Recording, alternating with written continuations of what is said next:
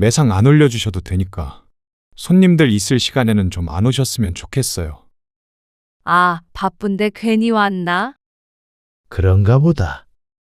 정신없는 시간에 와서 더 바빠져서 그러냐? 그게 아니고요. 요즘 젊은 손님들 많이 늘고 있는데 어르신들이 식당에 자리 잡고 있으면 다들 나가버려요. 뭐? 식당이란 게 분위기가 중요하잖아요.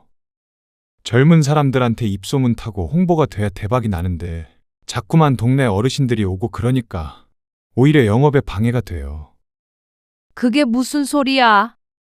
노인들이 오면 손님이 떨어진다는 거야? 굳이 말하자면 그렇죠. 참, 어떻게 그렇게 생각할 수가 있냐? 나이가 적든 많든 손님은 똑같은 손님으로 대해야지. 그러면 너희는 젊은 손님만 골라 받을 생각이야. 그렇게까지는 안 하더라도 아버지 어머니까지 오셔가지고 앉아 계시는 건 좀 아니죠. 오늘 이야기 속 주인공은 69세 노순정 씨입니다. 그리고 그녀의 아들과 며느리에 관한 이야기이죠. 평생 성실하게 일해 모은 돈과 퇴직금으로 아들의 장래를 위해 투자한 노 씨 부부. 노 씨의 노후보다도 아들의 안정을 원했습니다. 그런데 이렇게 뒤통수를 맞을 줄은 몰랐습니다.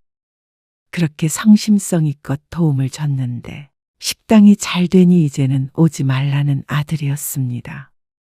그리고 그 이유도 어처구니가 없었습니다.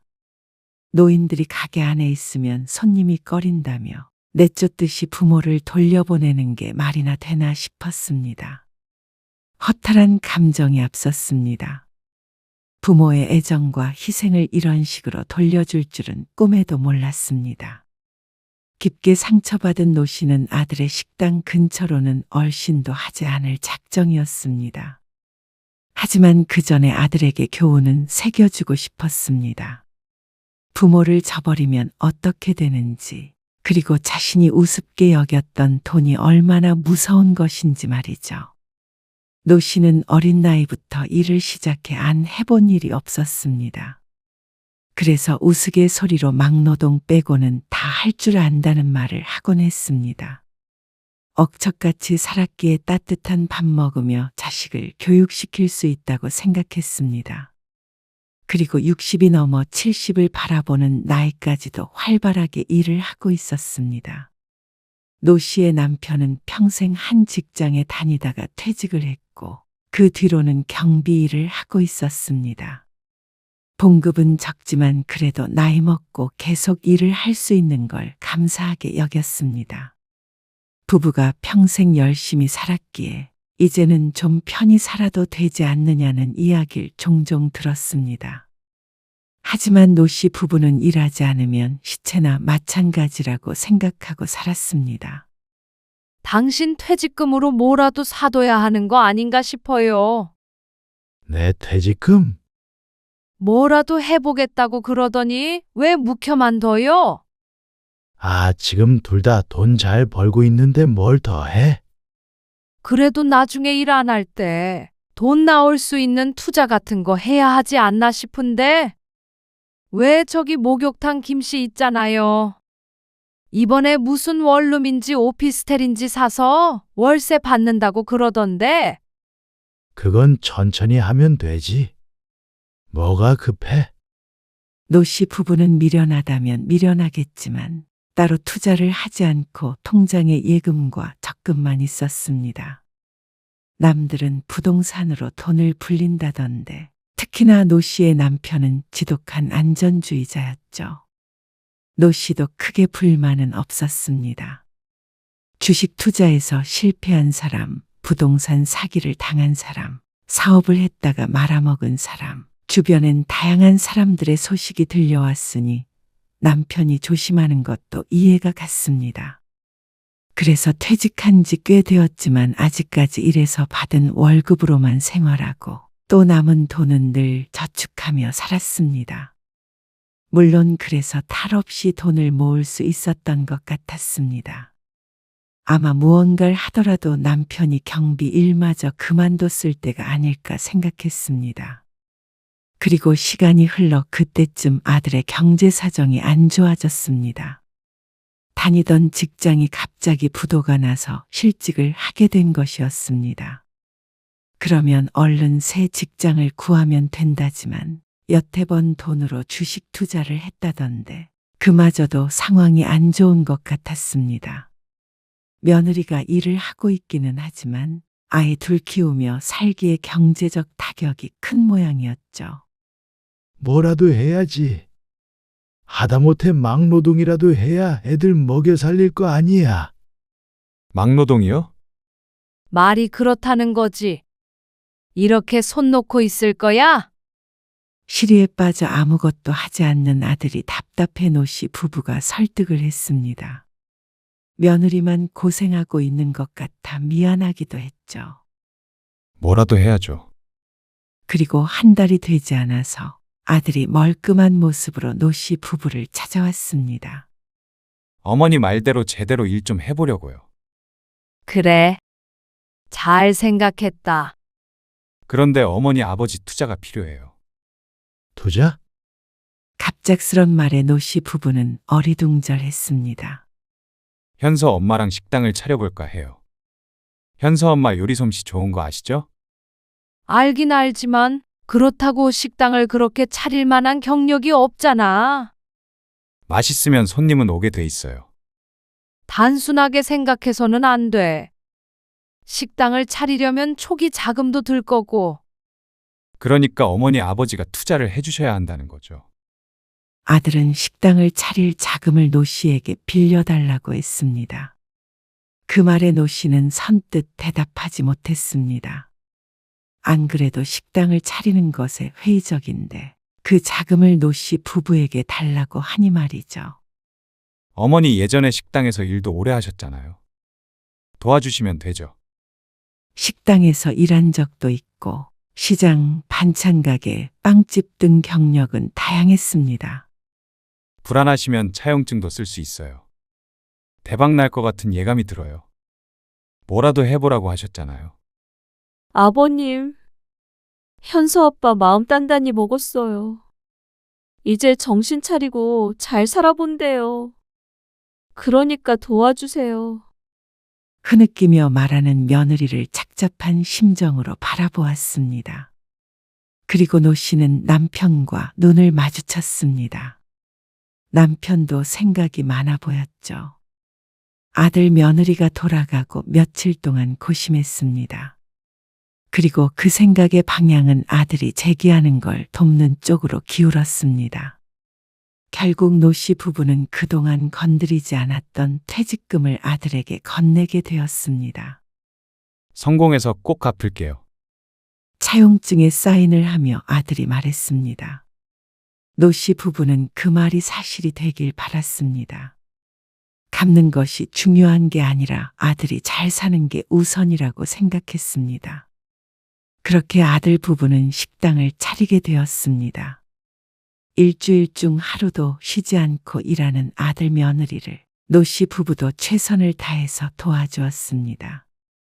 남편도 경비 일을 그만둔 지 반년이었는데 할 일도 없으니 아들이나 도와주자며 늘 식당을 드나들었습니다. 식당에서 일한 경력이 있던 노씨도 신경을 많이 썼습니다. 냄비 같은 거는 여기 밑에다가 쌓아두는 게 좋아. 그래야 바로바로 꺼내지. 알겠어요. 밑반찬으로 나갈 거는 몇 가지 해주고 갈게. 감사합니다. 어머님, 요리를 잘한다지만 대용량 음식을 해본 적이 없던 며느리는 허둥지둥했습니다. 그래서 노씨가 옆에서 가르치고 도와줄 수밖에 없었습니다. 여보, 청소 다 했어요? 아니, 여기에 누가 껌을 붙여놨어. 식당 앞유리에 테이블이 바싹 붙어 있었는데 누가 거기에 앉아서 유리에 껌을 붙여놓은 모양이었습니다. 그걸 떼느라 남편이 고군분투하고 있었습니다. 이거 떼고 바닥 좀 닦게. 노씨 부부는 매일 찾아가 청소와 설거지 같은 걸 도왔습니다. 열심히 하고 있으니까 손님은 늘 거야. 좀처럼 손님이 늘지 않자 아들은 초조해했습니다. 다달이 나가는 월세 때문에 부담이 되는 것 같았죠. 하지만 첫 술에 배부를 리는 없었습니다. 이것저것 도와주셔서 감사해요. 너 잘 되는 게 우선이지 뭐. 찌개에다가 식사 좀 하고 가세요. 그럴까? 이번에 현서 엄마가 레시피를 바꿔봤는데 맛이 괜찮더라고요. 노 씨 부부는 부엌에 가까운 테이블에 앉아 식사를 했습니다. 점심시간이지만 식당 안엔 다른 손님이 없었고 노 씨 부부가 식사하는 소리만 조용히 울려 퍼졌습니다. 오늘 아버지 모임 사람들이 갈 거야. 12명 정도. 그러니까 식사 준비해줘. 12명이나요? 몇 시예요? 6시에. 그리고 엄마도 친구들이랑 같이 갈 거고, 목욕탕 아줌마도 7시쯤 동네 사람들이랑 같이 간다고 했으니까 오늘 준비 잘 해야 해. 돈은 우리가 낼 거니까 식사만 대접해줘. 노 씨의 말에 아들이 깜짝 놀랐습니다. 정말요? 알겠어요. 현서 엄마한테 말할게요. 준비할 게 많다며 설레는 목소리로 아들은 전화를 끊었습니다. 매일 목 빼고 손님만 기다리고 있다 보니 얼떨떨한 모양이었습니다. 식당 홍보가 제대로 되지 않은 것 같아서 노 씨 부부가 두 팔을 걷어붙이고 나섰습니다. 개업한 지는 좀 되었지만 주변 지인들과 이웃을 초대해 노 씨 부부가 비용을 지불하고 개업 잔치 같은 걸 열었습니다. 이거 꽤나 맛있네. 그렇죠? 우리 며느리가 음식 솜씨는 참 좋아요. 앞으로 장사 잘 되겠어. 주변에서 하나 둘 칭찬을 했습니다. 찌개나 조림 같은 걸 파는 식당이었기에 노인들의 입맛에도 맞는 모양이었습니다. 그리고 며칠이 지났을 때였습니다. 오늘 장사 잘 됐어? 일이 있어서 못 가봤네. 네, 오늘은 그래도 꽤 손님이 있었어요. 주변에서 추천받아서 와보셨다고 그러더라고요. 정말? 잘 됐네. 또 오겠다고 하고 가셨어요. 아들은 감격한 듯 했습니다. 이게 다 어머니 아버지 덕분이에요. 너희가 열심히 해서 그렇지. 그리고 식당은 점점 입소문을 타기 시작했습니다. 동네 사람들이 자주 찾아오다 보니 단골도 늘었고 모임 장소로 늘 거론되는 식당 후보 중 하나가 되었습니다. 자연스럽게 매출도 크게 올랐습니다. 어서 오세요. 여기가 숨겨진 맛집이라고 하더라고요. 어머, 그래요? 맞아요. 이쪽으로 앉으세요. 부엌에서 설거지를 하고 있는데 홀에서 젊은 사람들의 목소리가 들렸습니다.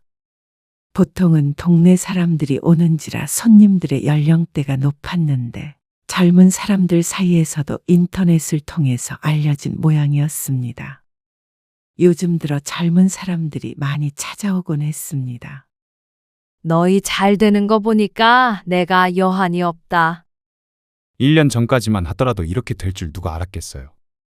아들은 자랑스러운 듯 가슴을 부풀렸습니다. 금방 부자 될 것 같아요. 그 말에 노 씨 부부도 옆에서 흐뭇하게 웃었습니다. 그러던 어느 날 점심을 먹기에는 이른 조금 한가로운 시간대였습니다. 노 씨는 남편과 함께 가서 이런저런 자비를 도왔습니다. 직원이 따로 없기에 수저 정리라던가 물병 정리 같은 일도 해주었죠. 그러고서는 식사를 하기 위해 앉았습니다. 아들 며느리는 먼저 먹어서 노 씨 부부만 둘이서 냉장고에 있던 반찬 몇 가지와 간단하게 차려서 알아서 먹고 있었죠. 딸랑하고 문 여는 소리가 났습니다. 입구를 보니 젊은 남녀 한 쌍이 문을 열고 들어왔다가 가게 안을 둘러보고는 다시 뒤를 돌았습니다. 이쪽으로 앉으세요. 지금 영업합니다. 아들이 다가가 씩씩하게 말했습니다. 다음에 다시 올게요. 하지만 손님들은 고개를 저으며 나갔습니다. 그런데 나가면서 어쩐지 노 씨와 눈이 마주친 것 같았습니다. 가게 분위기가 마음에 안 들었다거나 메뉴가 입맛에 안 맞는가 보다 하고 대수롭지 않게 생각하고 식사를 이어갔습니다. 그런데 아들이 옆에 오더니 눈치를 주며 말했습니다. 식사 아직 안 끝나셨어요? 아직 앉은 지 10분밖에 지나지 않았고 밥도 많이 남은 게 뻔히 보이는데도 말이죠. 아, 다 먹었다. 무슨 할 일이 있나 싶어서 서둘러 식사를 마치려는데 아들이 말을 이었습니다. 손님도 아닌데 이렇게 계속 앉아 계시면 다른 손님들이 눈치 봐요. 그러면서 불편한 기색을 보이는 아들. 자리도 많은데 뭐가 불편해? 노 씨의 대꾸에 며느리도 합세했습니다. 아무래도 좀 그렇죠. 나이 든 분들이 운영하는 식당은 좀 꺼리는 경향이 있어요. 며느리의 말에 노 씨 부부는 말문이 막혔습니다. 기가 막혀서 식사도 다 하지 않고 자리에서 일어났습니다. 기분 상한 기색을 보이자 며느리가 따라 나오며 말했습니다. 오해하지 마세요. 어머님, 식당 잘 되라고 혹시나 몰라서 그런 거니까요. 기분 안 좋으셨다면 죄송해요. 아니다. 됐다. 그렇게 집으로 돌아오기는 했지만 마음은 좋지 않았습니다. 당연했습니다. 늘상 식당에 가서 일을 도와주고 밥을 먹고 왔는데 갑자기 뒷방 늙은이 취급을 당했으니 말이죠. 사과를 하긴 했어도 상한 기분을 되돌리긴 힘들었습니다. 지금 너무 바쁜데 잠깐 와서 도와주실 수 있으세요? 지금? 네. 두 분 다 오셔야 할 것 같은데. 다음 날엔 식당에 가지 않으려고 했는데 아들이 하도 다급하게 전화하는 바람에 노 씨도 서둘러서 식당으로 향했습니다. 테이블이 가득 차 있었습니다. 장사가 잘 되긴 하는구나 싶어서 놀라면서도 기분이 좋았죠. 두 분 다 주방으로 들어가시겠어요? 상도 치우고 해야 할 것 같은데. 아, 그게 보기에 좀 그렇잖아요. 뭐가? 혹시나 또 노인네가 운영하는 식당이 어쩌고 저쩌고 할까봐 날카롭게 물어봤더니 그건 아닌 모양이었습니다. 나이 든 분들 부려먹는 걸로 보이면 어떡해요? 그 말에 노 씨 부부는 주방으로 들어갔습니다. 앞치마와 모자를 단단히 착용하고 노 씨는 며느리와 함께 음식 준비를 했고 남편은 서툰 손길로 양파를 썰고 설거지도 했습니다. 그러던 중 갑자기 홀에서 소란이 일었습니다. 그러다 아들이 주방으로 와서 난감한 듯 노 씨를 불렀습니다. 어머니, 잠시만 나와보세요. 어리둥절한 노 씨가 나가보자 화가 난 손님이 보였습니다. 음식이 잘못됐나 싶어서 심장이 덜컥했습니다. 그런데 손님이 식탁 위를 손가락으로 가리키며 말했습니다. 이것 봐요. 이 사람 거 맞네. 죄송합니다. 그러니까 왜 노인네한테 음식을 시켜서는. 음식에서 머리카락이 나왔다며 화를 내는 손님과 사과하는 아들. 하지만 노 씨는 억울했습니다. 자세히 보니 머리카락이 새하얗지도 않았습니다. 노 씨는 머리카락이 보이지 않게 주방용 모자를 쓰고 있었습니다. 그리고 손님도 머리가 희끗희끗했고 노 씨의 며느리도 밝은 갈색으로 염색해서 색깔이 언뜻 비슷해 보였습니다. 그런데도 노 씨의 머리카락으로 단정 짓는 게 답답했죠. 그런데 아들이 옆구리를 쿡쿡 찌르며 눈치를 줬습니다. 일단 화난 손님을 진정시켜야 할 것 같아서 노 씨도 같이 고개를 숙였습니다. 그리고 점심에 손님들이 다 빠져나간 후 노 씨는 아들에게서 크게 핀잔을 들어야 했습니다.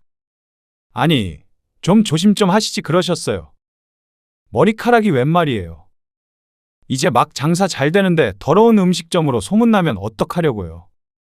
머리에 두건도 쓰고 있잖아. 머리카락이 빠졌을 리가 없는데. 그러면 그게 누구 거겠어요. 또 위생상 문제 생기지 않게 조심해 주세요. 그래. 알았다. 노 씨는 속상한 마음으로 집으로 돌아왔습니다. 노골적으로 불쾌해하던 아들의 얼굴이 자꾸만 떠올랐습니다. 이제 우린 가면 안 되나 보네. 남편도 속상한 마음에 술을 마셨습니다. 가게가 잘 되는 건 기뻤지만 아들의 태도가 많이 변했습니다. 노 씨 부부가 도와주는 건 당연하지만 또 한편으로는 식당에 도움이 되는 존재는 아니라고 생각하는 것 같았죠.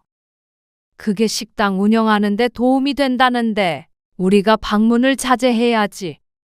아들이 괘씸한 한편 자리 잡아가는 식당의 노인네가 자꾸 들락날락 거려봤자 뭐가 좋겠나 싶기도 했습니다. 속상한 마음과는 별개로 아들이 무얼 걱정하는지는 알 것 같았습니다. 그렇게 노 씨 부부는 한동안 식당에 가지 않았습니다. 아들은 그동안 직원을 구했다고 했습니다. 그래서인지 노 씨 부부의 도움을 요구하는 전화를 더 이상 하지 않게 되었습니다. 그러던 어느 날이었습니다. 며느리의 생일날이었죠. 전화를 걸었더니 받지 않았습니다. 하필 주말이라 식당이 바쁜 것 같았습니다. 이따 가서 점심이나 사 먹읍시다. 갈 때 케이크 하나 사가고. 그래요, 그럼. 이제는 일을 도와주는 입장이 아닌 손님으로서 가서 한 끼 먹고 오려고 했습니다. 서운한 마음은 서운한 마음이고 여전히 아들 며느리가 잘 됐으면 하는 바람이었습니다. 그렇게 찾아간 아들의 식당. 그런데 주말이라 복잡할 줄 알았던 식당이 어쩐지 한산했습니다. 12시 30분이면 가장 바쁠 시간인데 말이죠. 너무 바쁘면 밥을 안 먹고 돌아갈 생각까지 하고 있던 터라 조금 놀랐습니다. 어쩐 일이세요? 아, 밥 한 끼 먹으려고 왔지. 현서 엄마 생일이기도 하고. 남편이 오는 길에 산 케이크를 내밀었습니다. 아, 식사하신다고요? 며느리는 케이크를 받아들며 시큰둥한 반응을 보였습니다. 생일 축하해. 아, 네.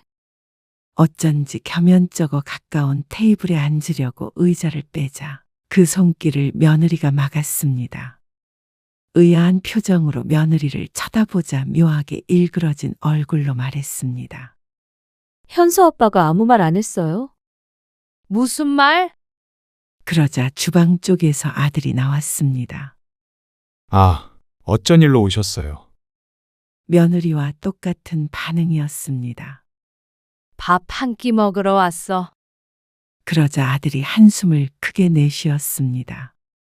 혹시나 공짜로 먹으러 왔다고 생각할까봐 노 씨는 얼른 말을 덧붙였습니다. 사 먹을 거야. 손님 많이 없는 것 같으니까 여기에 앉아서 먹을게. 그래? 매상 올리러 왔으니까 걱정 말어.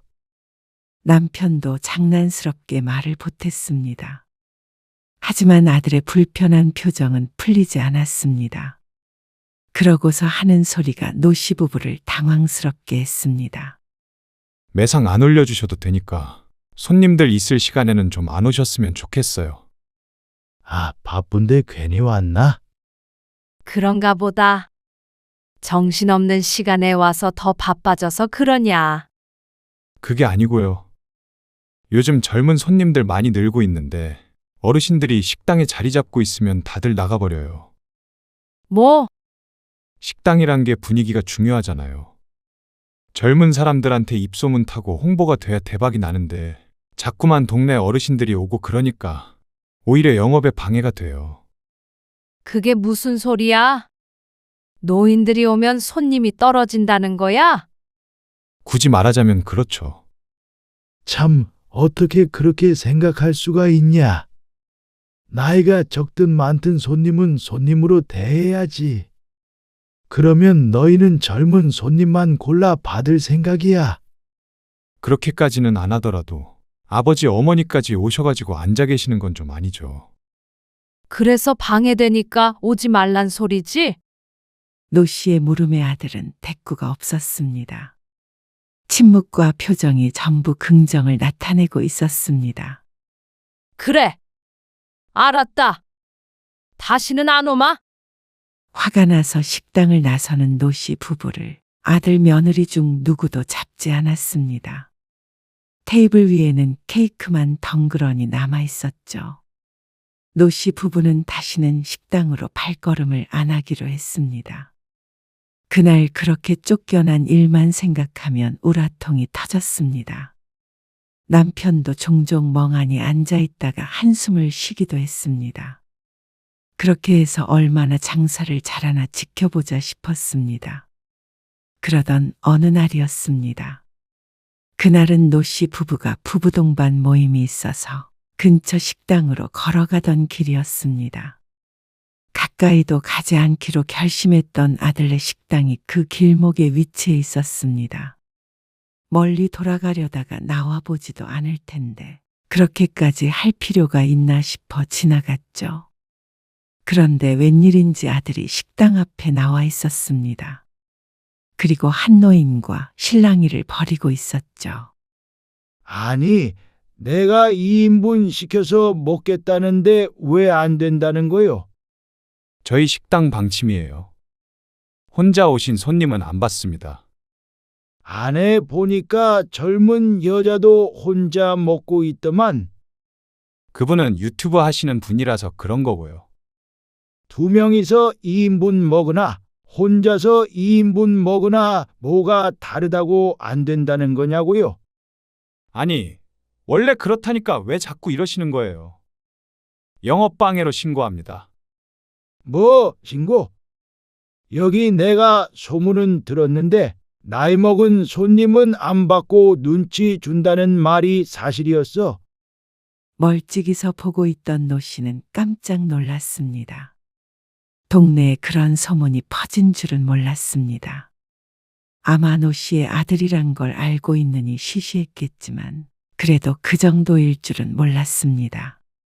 노인은 씩씩거리며 돌아갔습니다. 그리고 환한 표정으로 식당 안으로 들어가려던 아들을 붙잡았습니다. 여긴 또 왜 오셨어요? 스트레스를 받는다는 듯이 머리를 쓸어넘기며 아들이 말했습니다. 저기서 봤는데 그런 식으로 손님을 쫓아내면 안 돼. 나이 먹은 사람은 안 받는다는 소문이 나면 장사가 어떻게 되겠어?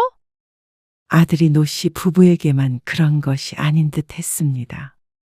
아무래도 젊은 사람들이 많이 찾고 줄을 서야 크게 성공할 수 있다는 생각에 사로잡혀 있는 것 같았습니다. 동네 사람들 덕에 입소문을 타기 시작했는데 정작 그 어르신들을 내쫓고 있으니 기가 막힐 따름이었습니다. 나이 든 분들이 혼자 와서 천천히 식사하면 테이블 회전이 안 돼요. 그렇다고 손님을 돌려보내면 어떡해? 어머니, 아버지, 제 식당 운영은 제가 알아서 할게요. 아들은 단호한 목소리와 표정으로 선을 그었습니다. 더 이상은 참견하지 말라는 듯 했습니다. 아무리 아버지가 돈을 대줬다고 해서 이래라 저래라 할 수는 없는 거예요.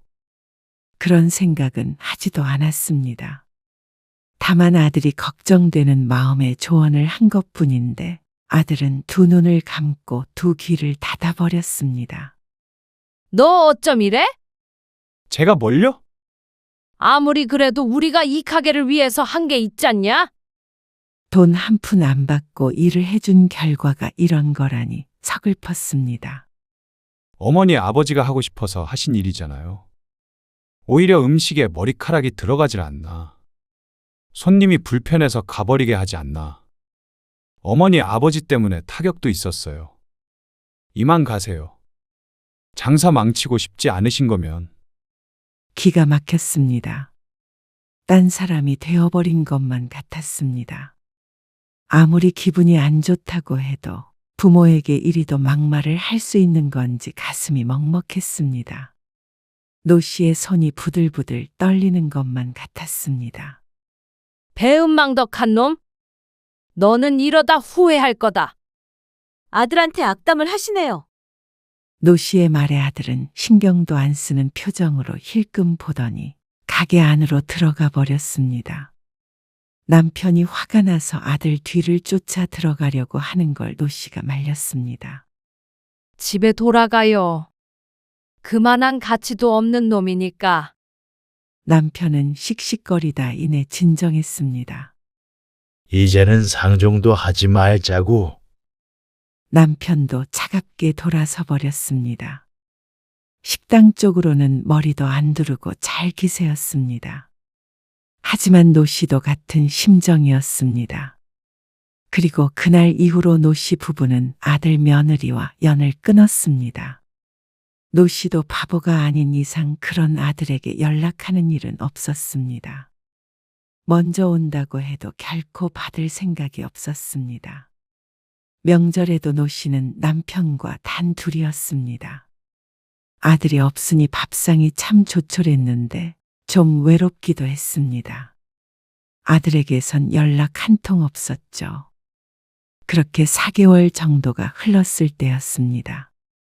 노 씨 부부의 귀에 이상한 소문이 들리기 시작했습니다. 불매운동. 아니, 아들네 식당인데 왜 몰라? 딴 사람들이 말하지 말라 그랬는데 내가 그래도 함께한 세월이 있어서 입 다물고 있기가 그렇더라고. 아무튼간 동네 사람들이 그 집 가서 호되게 당하고 온 게 한두 번이 아니야. 아주 소문이 자자해. 그래서 우리 동네 사람들은 아들네 식당 이제 절대 안 가잖아. 그 말에 노 씨는 조금 놀랐습니다. 앞으로 손님이 더 늘 거라고 생각했는데 말이죠. 젊은 사람들이 인터넷 보고 온다던데? 그것도 옛날에나 조금 그랬지. 불친절하고 가게가 위생적이지 못하다고 그래서 발길이 뚝 끊겼대. 요즘 발이 난리잖아. 근데 정말 몰랐어. 동네 친구의 말에 노 씨는 할 말을 잃었습니다. 하지만 이미 노 씨와는 상관없는 일이었습니다. 자기 식당, 자기가 알아서 운영한다고 했으니 어떻게든 하겠거니 싶었습니다. 그러다 일주일 후에 아들과 며느리가 찾아왔습니다. 오랜만에 보는 얼굴들이었는데 죽상을 하고 있었습니다. 문전박대를 하려다가 할 말도 있고 해서 집 안으로 들였습니다. 그래. 왜 찾아왔냐? 그러자 아들이 냅다 무릎을 꿇었습니다. 아버지, 좀 살려주세요. 살려달라니? 지금 가게세도 못 내게 생겼어요. 아버님, 저희는 너무 억울해요.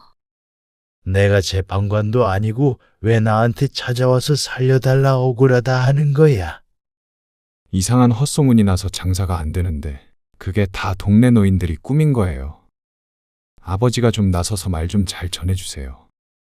그게 무슨 말도 안 되는 소리냐? 헛소문이 아니라 너희가 한 짓이 맞잖냐? 그럴 리가 있어요. 작은 오해가 있었나 봐요. 우리가 두 눈으로 똑똑히 봤는데 무슨 오해야? 사람들이 우리 말을 들어줄 리가 없고 우리도 잘 말해줄 생각도 없다. 모든 결과는 원인이 있는 법이지. 그러면 가게를 옮기기라도 하게 좀 도와주세요. 노 씨는 헛웃음을 쳤습니다. 정말 양심을 어디다 팔아먹은 것인지 묻고 싶었죠. 어머님, 아버님, 서운하셨던 거 알아요. 저희가 잘못했어요. 너무 잘하려고 하다 보니까 그랬던 거예요. 좀 이해해 주세요. 맞아요, 어머니. 다른 데다 차리면 좀 더 잘할 수 있어요. 너희가 우리를 내칠 때 이미 가족 관계는 끝났어. 노 씨는 차갑게 말을 내뱉고는 서랍장에서 서류 하나를 꺼내 아들에게 내밀었습니다. 이게 뭐예요? 식당 차릴 때 돈 빌려줬던 거 말이야. 그거 갚을 때가 됐지. 네? 네 아버지 퇴직금으로 빌려줬던 거잖냐? 우리도 이걸로 투자를 좀 해보려고 하니까 빌려갔던 돈 돌려줘라. 어머니! 어머님, 이 상황에서 어떻게 그 돈을 갚으라고 하세요? 그럼 어떤 상황에서 갚으라고 해야 하는 거야? 갚을 때가 돼서 갚으라고 그러는 건데 뭐가 문제인지 모르겠네. 서류 봉투를 열어보자 차용증이 들어 있었습니다. 차용증의 존재를 잊고 있었던 모양인지 아들은 큰 충격을 받은 듯 했습니다. 아마 그 돈을 안 갚아도 된다고 생각했으니 또다시 도움을 청하러 온 것이었던 것 같았죠. 그럼 차라리 안 도와주셔도 되니까 이것만이라도 없었던 걸로 해주세요. 참 염치도 없고 뻔뻔한 부탁이었습니다. 같이 차린 거나 마찬가지잖아요. 언제 번 돈 우리한테 한 푼이라도 줬니? 그리고 같이 차린 거라고. 돈 대준 걸로 간섭할 권리는 없다면서 뭘 같이 차려? 차리긴? 아들 며느리는 망연자실에서 주저앉아 있었습니다. 이만 썩 나가라. 너희는 나이 든 사람들이랑 같이 있는 거 질색하잖냐? 노 씨는 집에서 아들 며느리를 쫓아버렸습니다. 아들이 노 씨 부부에게 했던 것처럼 말이죠. 그 뒤로도 아들과 며느리에게서 자꾸만 전화가 왔습니다. 차용증에 적힌 금액을 돌려줘야 하는 상황인데 지금 그 큰 돈이 어디서 나냐며 애원을 했다가 이대로 영 끊고 살 거냐고 화를 냈다가 오락가락했습니다. 언젠가 지나다 보니까 식당 문은 완전히 닫은 상태였습니다. 그리고 노 씨는 그런 아들과 며느리를 동정하지 않았습니다. 돈을 갚을 기한을 한 달 이내로 정했고 안 갚을 시 법적 조치를 취하겠다고 알렸습니다. 그리고 그 돈을 갚는 과정에서 아들은 이사를 해야 했습니다. 아버지 어머니 때문에 이번에 차도 팔게 생겼어요. 아들이 절망 가득한 목소리로 전화를 했습니다. 이 모든 일이 노 씨 부부의 탓이라고 생각하는 것 같았습니다. 아들 인생 망쳐놓으니까 좋으세요? 그 돈은 우리가 평생 번 돈이야. 그걸 가져다 썼으면 어떻게 해서든 갚아야지. 부모 돈은 땅 파면 나오는 줄 알아? 그리고 기한이 되었을 때 빌려줬던 금액의 절반을 돌려받았습니다. 그리고 나머지 절반은 1년에 걸쳐서 끝까지 받아내고 말았습니다. 노 씨는 되찾은 돈으로 조용히 여생을 보냈습니다. 퇴직금 일부로 오피스텔도 한 채 사고 소소하게나마 월세도 받아보았습니다. 아들에게 물려주지 않고 다 쓰고 갈 생각을 한다면 현재 있는 재산도 노 씨 부부에게는 충분했습니다. 그동안 아들과의 사이는 되돌릴 수 없게 되었습니다.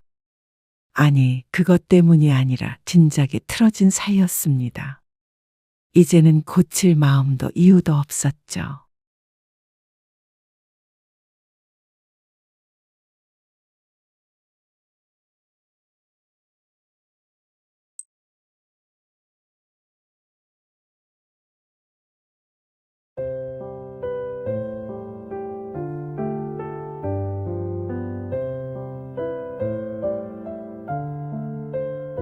관리사무소죠? 아, 백사동 1901호인데요. 내가 딸내미한테 이상한 말을 들어서요.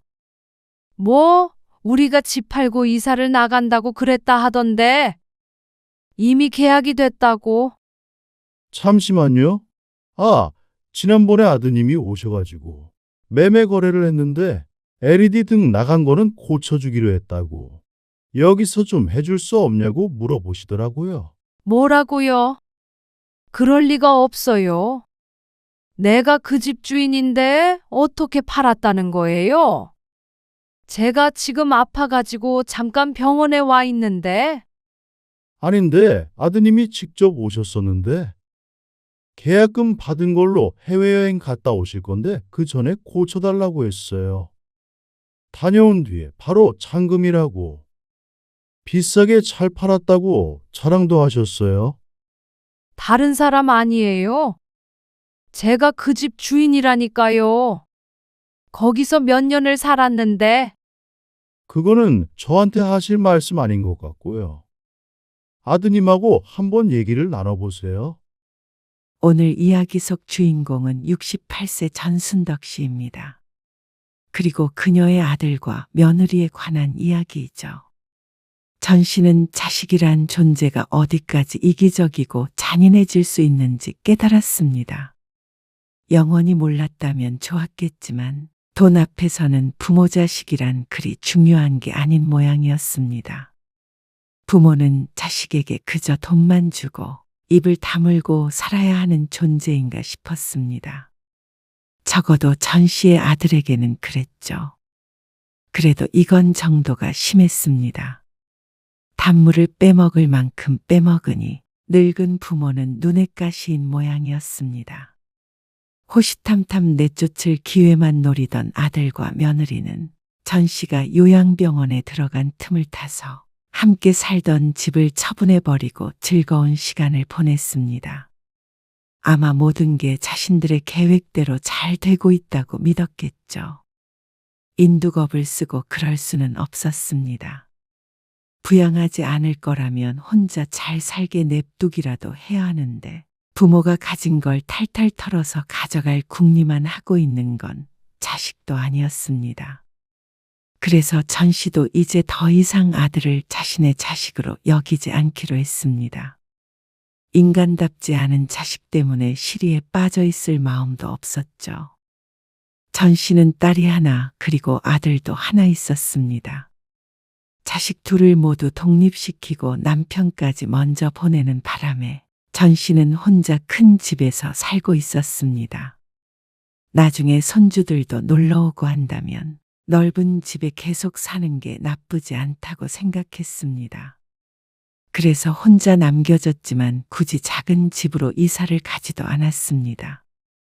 그런 전 씨에게는 골칫거리가 있었습니다. 몇 년 전 결혼한 아들 때문이었습니다. 딸은 부산 남자를 만나 멀리 시집가는 바람에 간간히 전화나 하고 명절에 가끔씩 얼굴만 볼 뿐이었지만 아들과는 하루가 멀다 하고 보게 되었습니다. 결혼을 하기 전에는 한번 밥 먹으러 오라고 해도 친구들 만나느라 바빠 코빼기도 안 비추던 아들이었습니다. 그런 아들이 매번 전 씨의 집 문턱을 넘는 이유가 있었습니다. 엄마, 좀 이번에만요. 네. 아니, 도대체 몇 번째야? 지난번에도 이번만이라고 하고 가져갔잖아. 그건 갚지도 않고 또 돈을 달라고 해. 엄마 말고 돈이 솟아날 구석이 없는데 어떡해요? 아들의 한심한 말에 전 씨는 주먹으로 가슴을 쳤습니다. 내 배로 낳은 자식이지만 어쩜 이런지 몰랐습니다. 누나의 반에 반만이라도 닮았으면 했습니다. 어려서부터 하라는 공부는 안 하고 맨날 친구들과 몰려다니며 놀더니 대학은 지방 전문대를 턱걸이로 들어갔습니다. 그것조차도 전 씨의 남편이 사정사정해서 겨우 대조를 만들어 놓은 것이었죠. 그렇게 해서 사람 구실을 하며 살면 좋았겠지만 졸업 후에는 남들 다 취업할 때 혼자 사업을 해보겠다고 나섰습니다. 말은 거창하게 했지만 구체적인 계획도 자금도 없이 전 씨 부부에게 끊임없이 손을 벌렸습니다.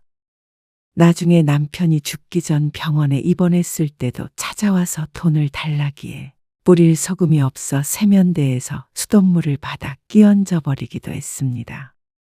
그런 아들은 30이 넘어서도 여전했습니다. 전 씨의 속은 썩어 문드러졌고 이제는 함께 한탄할 남편조차 곁에 없었습니다. 절대 안 되니까 그런 줄 알아. 아, 엄마. 엄마는 뭐 땅 파면 돈이 나오는 줄 알아? 그러게 안 되는 거 부여잡고 있지 말고 취직을 해. 여태 한 게 있는데 지금 쥐꼬리만한 월급 주는 대로 들어가면 아깝죠. 앞으로 까먹을 걸 좀 아까워해봐라. 그 정도 했으면 포기할 줄도 알아야지. 전 씨도 식당을 운영하고 있으니 차라리 식당을 차리겠다면 같이 고민이라도 해줄 텐데 늘 한다는 사업은 듣도 보도 못한 희한한 것들이었습니다. 몇 년 전까지만 해도 젊으니까 내가 모르는 뭘 알겠지. 젊은 패기로 뭐라도 해내겠지. 하며 조금은 마음속으로 기대를 하기도 했습니다. 하지만 아들의 나이가 이제 30 중반이었습니다. 그리고 10년 넘게 까먹은 돈은 셀 수도 없었습니다. 그리고 아들이 결혼하면 좀 나아질까 싶었지만 며느리와 함께 쌍으로 사업을 빙자한 백수 생활을 하는데 전 씨는 그 둘만 보면 답답함에 뒤로 넘어갈 지경이었습니다. 둘 중 하나라도 제대로 된 일을 해야 할 거 아니야. 아이도 없는데 둘이 왜 자꾸 손을 벌리려고 해? 유리도 적성이 안 맞아서 그만둔 거죠. 다른 일 찾고 있어요. 다른 일을 찾고 있는 지가 1년이야. 사돈은 뭐라고 안 하시니? 그냥 장모님은 그런 거 신경 안 쓰시니까. 전 씨가 아들을 못나게 낳아놓은 탓이었습니다. 누구의 탓도 아니었죠. 나는 모르니까 얼른 나가. 오랜만에 웬일로 밥 먹으러 온다고 할 때부터 알아봤어. 나중에 성공하면 후회하지 마세요. 아이고, 제발 그렇게 됐으면 좋겠다. 너 성공하면 엄마는 아예 눈앞에서 사라져 줄 수도 있어. 비꼬는 듯한 전 씨의 말에 아들도 분한 기색이었습니다. 하지만 전 씨에게서는 아무것도 안 나올 것을 알았는지 결국은 집으로 돌아갔습니다. 전 씨도 그전에는 아들이 안쓰러워 도와주기도 했습니다. 뭐라도 해서 아들이 말하는 성공이라는 걸 했으면 했죠. 하지만 전 씨도 지쳤습니다.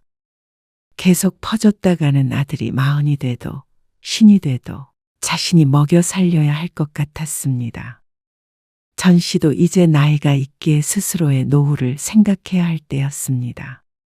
몸 성한 젊은 부부는 알아서 살게 냅두기로 굳게 마음을 먹은 지 오래였습니다. 그러던 어느 날 아들은 정말로 깡통을 차고 찾아왔습니다. 있는 돈 없는 돈 끌어모아 친구랑 동업을 한다고 하더니 결국엔 감당 못할 지경에 이르렀습니다. 전세 보증금을 홀라당 날려먹고는 맨몸으로 전 씨의 집에 밀고 들어왔습니다. 저희가 불쌍하지도 않으세요. 힘들어서 애도 안 낳고 살고 있는데. 어처구니가 없었습니다.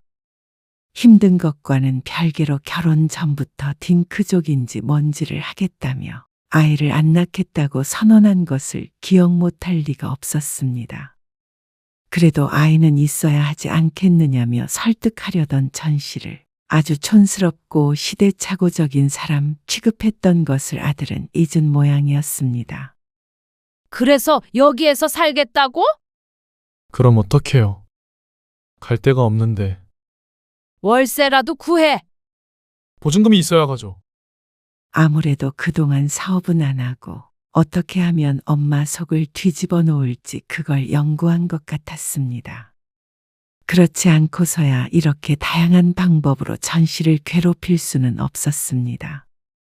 어머님, 저희가 잘 모시고 살게요. 누가 누굴 모신다는 거야? 전 씨가 아들 며느리 뒷바라지를 하지 않으면 다행이었습니다. 믿음이 전혀 없기에 고생길이 눈에 환했습니다. 그래서 거절을 해야 맞았습니다. 그게 맞지만, 하지만 정말로 빈털터리가 된 아들을 길거리로 쫓아내버릴 수는 없었습니다. 그게 또 문제였습니다. 아들도 누울 자리를 보고 발을 뻗는 것일 테죠. 그러니까 그렇게 쫓겨나고 욕을 얻어먹고 해도 문제만 생기면 전 씨를 찾아오는 것일 듯했습니다. 그래도 어쩌겠어요. 고시원에 들어가네 만회하는데? 그래서 얼마나 빌려줬는데? 빌려준 건 아니고. 당장 급한 생활비 쓰라고 100만 원 넣어줬어요. 딸과 통화를 하는데 덤덤한 말투로 남동생에게 돈을 줬다고 했습니다. 역시나 자신에게만 그런 건 아닌 모양이었습니다. 그래도 핏줄이라고 외면하지 못한 딸이었습니다. 아들과는 다르게 어릴 때부터 모범생이었던 딸은 좋은 대학을 졸업한 뒤에 세무사가 되었습니다. 그리고 부산에서 같은 세무사 사위와 함께 살고 있었습니다. 딸은 걱정할 것이 없었죠. 금방 독립하겠죠. 한 1년만 데리고 계시다가 내보내세요. 그러면. 올케도 전화와서 엄마 좀 설득해달라고 그러던데? 좀 짠하더라고요. 그렇게 똘똘한 딸도 동생은 안쓰러운 것 같았습니다. 그러니 전 씨의 마음도 싱숭생숭하지 않을 리가 없었습니다. 결국엔 전 씨가 두 손 두 발 들게 되었습니다. 그렇게 전 씨는 경제적 어려움을 호소하는 아들과 며느리의 부탁에 모시겨 함께 살게 되었습니다. 처음엔 동거 생활이 예상보다 힘들지 않았습니다. 아들은 뭔 일을 하는지 늘 밖을 쏘다녔고 며느리는 전 씨가 식당에 출근하면 집에서 집안일을 했습니다. 아침마다 밥도 차리고 퇴근하면 깨끗해진 집이 전 씨를 맞았습니다.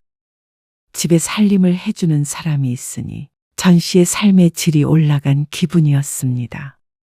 물론 그 시간에 며느리가 취직을 해서 나가면 더 좋겠다 싶긴 했지만 말이죠. 너희 이제부터 생활비 내. 생활비요. 그래. 그러려면 돈을 벌어야겠지. 아니, 부모 집에 사는데 무슨 생활비를 내요? 그러면 땅 파면 쌀이 나오니? 땅 파면 전기가 나서 에어컨 틀고 살고? 에이, 왜 이렇게 야박하게 그러세요? 같이 살면 적어도 자기 몫은 하고 살아야지. 그러자 아들은 울며 겨자 먹기로 아르바이트를 시작했습니다. 그러면서 곧 죽어도 회사엔 안 들어가고 계속 사업 구상을 할 거라고 했습니다. 뭐가 어찌 됐건 간에 돈을 번다고 하니 반가웠습니다. 며느리는 또 어디에 출근하게 됐다고 했다가 며칠 뒤에 그만뒀다고 했다가 했죠. 아들 내외에게 생활비도 조금씩 받고 나름대로 평화롭게 그렇게 지냈습니다. 생각보다 나쁘지 않다고 생각했습니다. 하지만 그것도 초반에만 그랬던 것이지 며느리가 아이를 가지면서 조금씩 달라졌습니다. 아이가 생기니 아들 내외는 전 씨의 집에 눌러 앉게 되었습니다. 애 키우면서 살기에는 독립하는 것보다 전 씨의 집에 있는 게 100배, 1000배 낫다고 생각하는 듯 했습니다. 물론 그건 아들 내외만 그렇게 생각했죠. 도대체 어딜 갔다 오는 거야? 금방 온다고 그러더니 하루가 지나서 오는 것들이 어디 있어? 죄송해요. 주말이라. 주말에도 출근하는 사람은 생각 안 하니? 아, 죄송해요. 애만 덜렁 맡겨놓고 말이야. 집안은 엉망에다가 싱크대에서는 냄새가 진동하고 돼지우리보다 여기가 더 낫겠다. 외출 준비하느라 정신이 없었어요. 간밤에 아들 며느리가 아이를 맡기고 외출했습니다. 퇴근해서 오자마자 바톤 터치하듯이 아이를 안겨놓고는 쌩안이 나가버렸는데 집 상태가 가관이었습니다. 며느리는 요새 또 재충전에 시간을 가진다며 집에 있었는데 아이가 어린이집에 가는 때에도 뭘 하는 건지 집이 너무나 지저분했습니다. 그러면 퇴근해서 온 전 씨가 손을 걷어붙이고 집안일을 해야 했습니다. 아침 밥상을 차려주던 며느리가 어디 갔는지 몰랐습니다. 육아를 하느라 정신이 없어서 그렇다면 전 씨도 이해했습니다. 하지만 그게 아니라 아이는 늘 전 씨에게 떠맡겨 놓고는 저들 인생을 즐기기 바빠 보였습니다. 어머님, 이거 어떻게 빨아놓으신 거예요? 어떻게 빨다니? 세탁기 돌렸지. 이거는 세탁기에 돌리면 줄어든단 말이에요. 어머 그래? 몰랐어. 그냥 빨래통에 있길래 돌렸지. 세탁소에 맡기면 다시 안 커지나? 커지겠어요? 아니, 좀 물어보시지. 먼저 말을 좀 해주지 그랬어. 상식적으로 이렇게 생긴 건 세탁기에 잘 안 돌리지 않아요? 아니, 그걸 하나하나 어떻게 구분을 해? 중요한 거면 손빨래를 하던가 하지. 저도 바빴어요. 종일 집에 있었잖아. 설거지도 하나도 안 해놔서 내가 했고, 애기는 내복도 하나도 없더라. 집에서 할 일이 얼마나 많은 줄 아세요? 그래서 일하는 나한테 다 시키는 거야? 전 씨를 상식도 없는 취급을 하는 며느리가 어이가 없었습니다. 그러면 스스로 할 것이지 왜 바쁜 전 씨가 빨래를 돌릴 때까지 뒀는지 이해가 안 갔습니다. 그렇게 집에서 청소 좀 해라, 설거지 좀 해라 해도 손 하나 까딱 안 하는 날이 늘어갔습니다. 그렇게 게으르기만 한 게 아니라 전 씨에게 자꾸만 잔소리를 하고 핀잔을 주니 그게 문제였습니다. 아무래도 같이 살다 보니까 편해져서 그런 것인지 어쩔 때는 할 말 못할 말 구분도 못하고 막 쏘아붙일 때도 있었습니다. 참다 못한 전 씨가 한마디 하면 또 서운하다고 난리를 치고 그러면 아들은 며느리 편을 들었습니다. 아니, 유리한테 뭐라고 하신 거예요? 방에서 나오질 않네. 내가 뭐라고 해? 오히려 한 소리 들은 건 나야. 그러면 유리가 괜히 저래요? 왜 며느리를 못 잡아먹어서 안달이세요? 기가 막혔습니다. 저걸 금슬이 좋아 다행이라고 해야 할지 부모도 모르는 바보라고 해야 할지 몰랐습니다. 그래도 아들 며느리가 한심은 해도 심성이 나쁘다고는 생각하지 않았습니다. 아무리 불화가 있어도 같이 살다 보면 있을 수 있는 일이고 가족이기에 이해하며 살아야 한다고 생각했습니다. 하지만 아들 며느리는 점점 도를 지나쳤습니다. 생활비도 제대로 내지 않고 또다시 돈 타령을 시작했습니다. 그러고는 식당 수입을 물어보며 은근히 욕심을 드러내기도 했죠. 그래놓고는 어찌나 불만이 많던지 전 씨도 기가 질렸습니다. 얼마 전 밤에는 아들 며느리가 전 씨의 험담을 하는 걸 우연히 듣기도 했습니다. 며느리가 시집살이가 고통스럽다며 같이 살고 싶지 않다고 불평하면 아들은 맞장구 쳤습니다. 꼬장꼬장 하다느니 답답하다느니 또 애를 제대로 못 돌본다며 맡기는 것도 불안하다는 듯이 말하기도 했습니다. 다 기억하지도 못할 정도였습니다. 못들은 척 넘어가긴 했지만 이제는 아들 내외와 헤어져야 할 때라고 생각했습니다. 여전히 아들도 며느리도 제대로 된 밥벌이를 못하고 있지만 말이죠. 이러다가는 부모 자식 간의 감정만 상하게 생겼습니다. 하지만 그러고도 수년을 함께 살았습니다. 곧 죽어도 나가서 살 생각은 없다고 버티는 아들 며느리 때문이었습니다. 내가 지금 나이가 몇이냐? 너희 나이가 몇이고? 언제까지 너희 생활비까지 감당하면서 살라는 거야? 그렇게만 생각하실 게 아니라 저희가 희생하는 부분도 생각해야죠. 무슨 희생을 하는데? 요즘에 이렇게 부모 모시고 사는 자식이 어디 있어요? 다 자기들끼리 알콩달콩 살지. 아, 너희도 나가서 알콩달콩 살아. 혼자 남은 엄마 걱정도 되고 애 데리고 좁은 집에서 사느니 여기서 같이 사는 게 낫죠. 너희도 불편하잖아. 당연히 불편하죠. 근데 돈 없는 게 더 불편해요. 돈? 돈을 왜 이 집에서 찾아? 식당도 1, 2년 안에 접을 거야. 식당을요? 그래. 허리 아파서 더는 일도 못해. 너희도 식당 일 못하겠다며? 직원으로 써줄 테니 나와서 일하라고도 해봤지만 둘 중 누구도 힘든 식당 일은 하기 싫어했습니다. 참 답답한 노릇이었습니다. 그러던 어느 날이었습니다. 전 씨는 손주를 돌보다가 미끄러져 고관절 골절로 수술을 받게 되었습니다. 예기치 못한 사고였습니다. 생각보다 빨리 식당 문을 닫아야 했습니다. 그리고 퇴원한 뒤에도 계속 재활치료를 받게 되었습니다. 그런데 거동이 불편한 탓에 생활하는 게 쉽지가 않았습니다. 물론 아이처럼 24시간 옆에서 돌봐줘야 하는 것은 아니었지만 아들 며느리의 도움이 필요하긴 했죠. 언제까지 일해야 해? 내가 어머님 삼시세끼를 차려드려야 하는 거야? 미안. 저렇게 계속 아프실 줄은 몰랐지. 우리가 이 집에 어머님 병수발 들러온 건 아니잖아.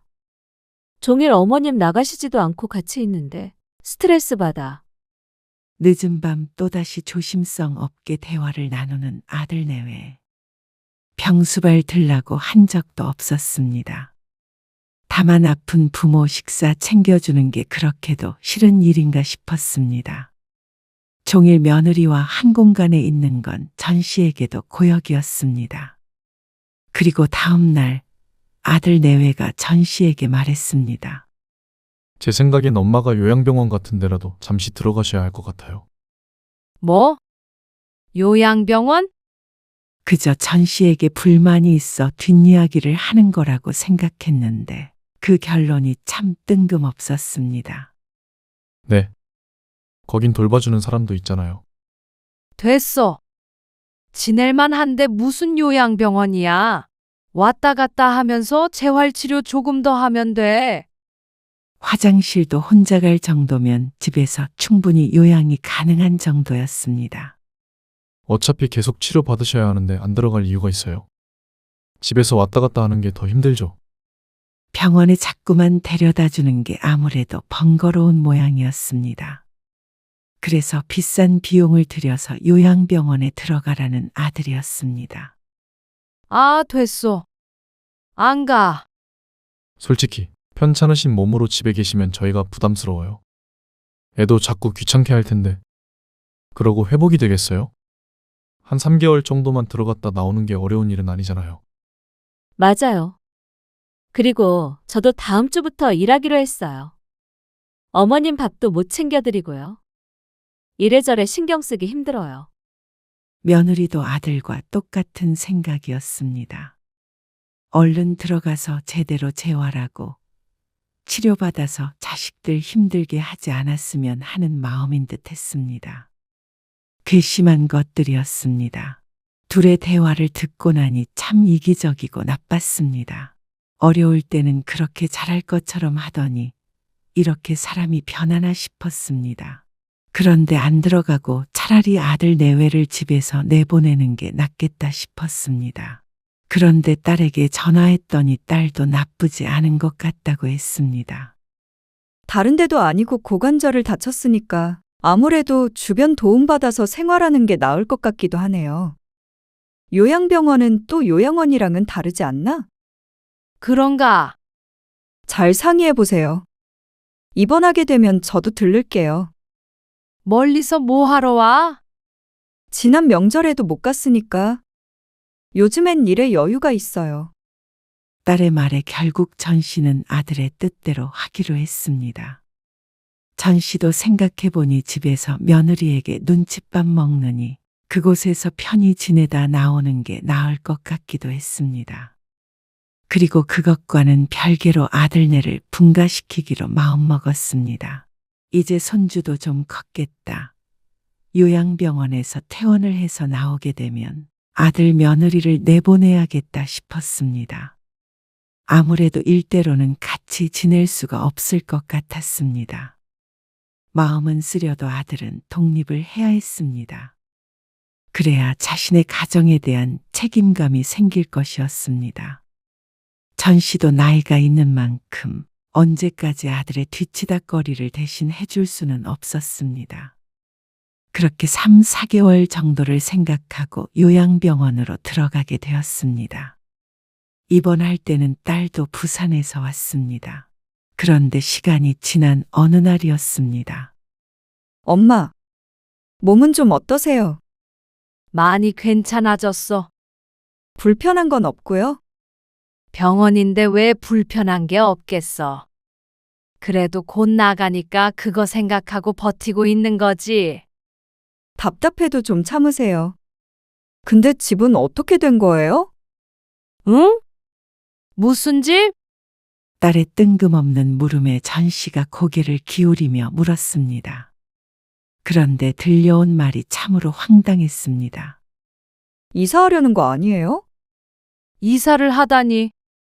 내가 병원에 있는데 이사를 어떻게 해? 아니, 김서방이 지난주에 일이 있어서 그 근처에 갔다가 승인이한테 뭐 좀 주고 온다고 잠깐 들렸다는데 곧 이사 나간다고 했다던데요?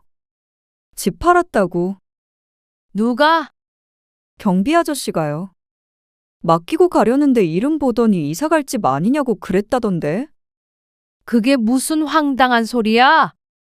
난 그래서 엄마 거기 있는 동안 이사하기로 한 줄 알았는데 경비 아저씨가 잘못 알았나? 그랬겠지. 우리가 무슨 이사를 해? 이사를 해도 아들네만 하면 모를까. 전 씨는 큰일이 없는 한 그 집에서 평생 살 생각이었습니다. 그런데 아들에게 전화를 했더니 전화를 받지 않았습니다. 몇 번을 해도 마찬가지였습니다. 그리고 며느리도 신호음만 울릴 뿐 오후가 될 때까지도 통화가 되지 않았습니다. 그래서 혹시나 하는 마음에 연락처를 뒤져서 관리사무소에 전화를 걸었죠. 아, 백사동 1901호인데요. 내가 딸내미한테 이상한 말을 들어서요. 뭐? 우리가 이사를 나간다고 그랬다 하던데. 이미 계약이 됐다고. 잠시만요. 관리사무소 직원은 1분 정도 말이 없었습니다. 그러고는 잠시 뒤에 놀라운 말을 했습니다. 아, 지난번에 아드님이 오셔가지고 매매 거래를 했는데 LED 등 나간 거는 교체해 주기로 했다고. 여기서 좀 해줄 수 없냐고 물어보시더라고요. 뭐라고요? 도대체 뭐가 뭔지 알 수가 없었습니다. 그럴 리가 없어요. 내가 그 집 주인인데 어떻게 팔았다는 거예요? 제가 지금 아파가지고 잠깐 병원에 와 있는데. 아닌데 아드님이 직접 오셨었는데 계약금 받은 걸로 여행 갔다 오실 건데 그 전에 고쳐달라고 했어요. 다녀온 뒤에 바로 잔금이라고 비싸게 잘 팔았다고 자랑도 하셨어요. 다른 사람 아니에요? 제가 그 집 주인이라니까요. 거기서 몇 년을 살았는데. 그거는 저한테 하실 말씀 아닌 것 같고요. 아드님하고 한번 얘기를 나눠보세요. 괜한 사람에게 따졌다 싶어서 전 씨는 직원에게 사과를 하고 전화를 끊었습니다. 그런데 아들에게 물어보려고 해도 통화가 되어야 물어보는 건데 도대체가 전화 연결이 되질 않았습니다. 다음 날도 마찬가지였습니다. 아마도 직원이 잘못 안 것이겠지만 신경 쓰여서 잠도 잘 오지가 않았습니다. 그러다가 다음 날 오후에 딸에게서 전화가 다시 왔습니다. 엄마, 승인이네 지금 유럽에 있는 모양인데요. 뭐? 유럽? 완전 럭셔리하게 여행하는 사진을 올렸네요. 그래서 전화가 안 되나 싶었습니다. 보름 동안 여행한 것 같은데 SNS를 안 하다 보니까 이제 봤네. 보름? 아들이 이사를 나갔다는 직원의 말이 떠올랐습니다. 그래도 우연의 일치겠거니 생각했습니다. 어떻게 유럽 여행을 할 돈이 생긴 건지는 모르겠지만 말이죠. 아무래도 무언가 착오가 있어도 단단히 있었습니다. 그런데 그게 아니었습니다. 다음 날 딸에게서 또다시 온 사진을 보고는 허탈한 심정을 감출 수가 없었습니다. 며느리가 SNS인지 뭔지에 글을 쓴 것 같은데 귀국 후 우리 세 식구가 살집 여기로 결정이라며 어느 아파트 사진이 함께 올라와 있었습니다. 엄마, 이거 이상한데요. 아니, 집주인이 난데 어떻게 이럴 수가 있어? 그러게요. 집을 어떻게 판 거지? 만약에 정말로 아들이 전 씨의 동의 없이 이런 짓을 꾸민 거라면 범죄였습니다. 그리고 그 이전에 천하의 불효막심한 자식이었습니다. 귀국 후 우리 세 식구가 살 집. 그러면 내 집을 판 계약금을 가지고 해외여행을 하고 또 자기들끼리 살 집을 구했다는 말인가 싶었습니다. 아들의 이야기를 들어봐야겠지만 그러한 사실들이 없는 이야기가 되는 건 아니었습니다. 퇴원하려던 날짜는 보름 뒤였는데 전 씨는 딸의 도움을 받아 빠르게 퇴원했습니다. 그리고 집을 가보았더니 식탁 위에 웬 계약서가 놓여 있었습니다. 이 집의 매매 계약서였는데 매도인 이름 옆에 버젓이 전 씨의 인감도장이 찍혀 있었습니다. 너무나도 거짓말 같은 일이 전 씨에게 일어났습니다. 그리고 다음날 아들에게서 전화가 왔습니다. 엄마, 병원에서 잘 지내고 계시죠?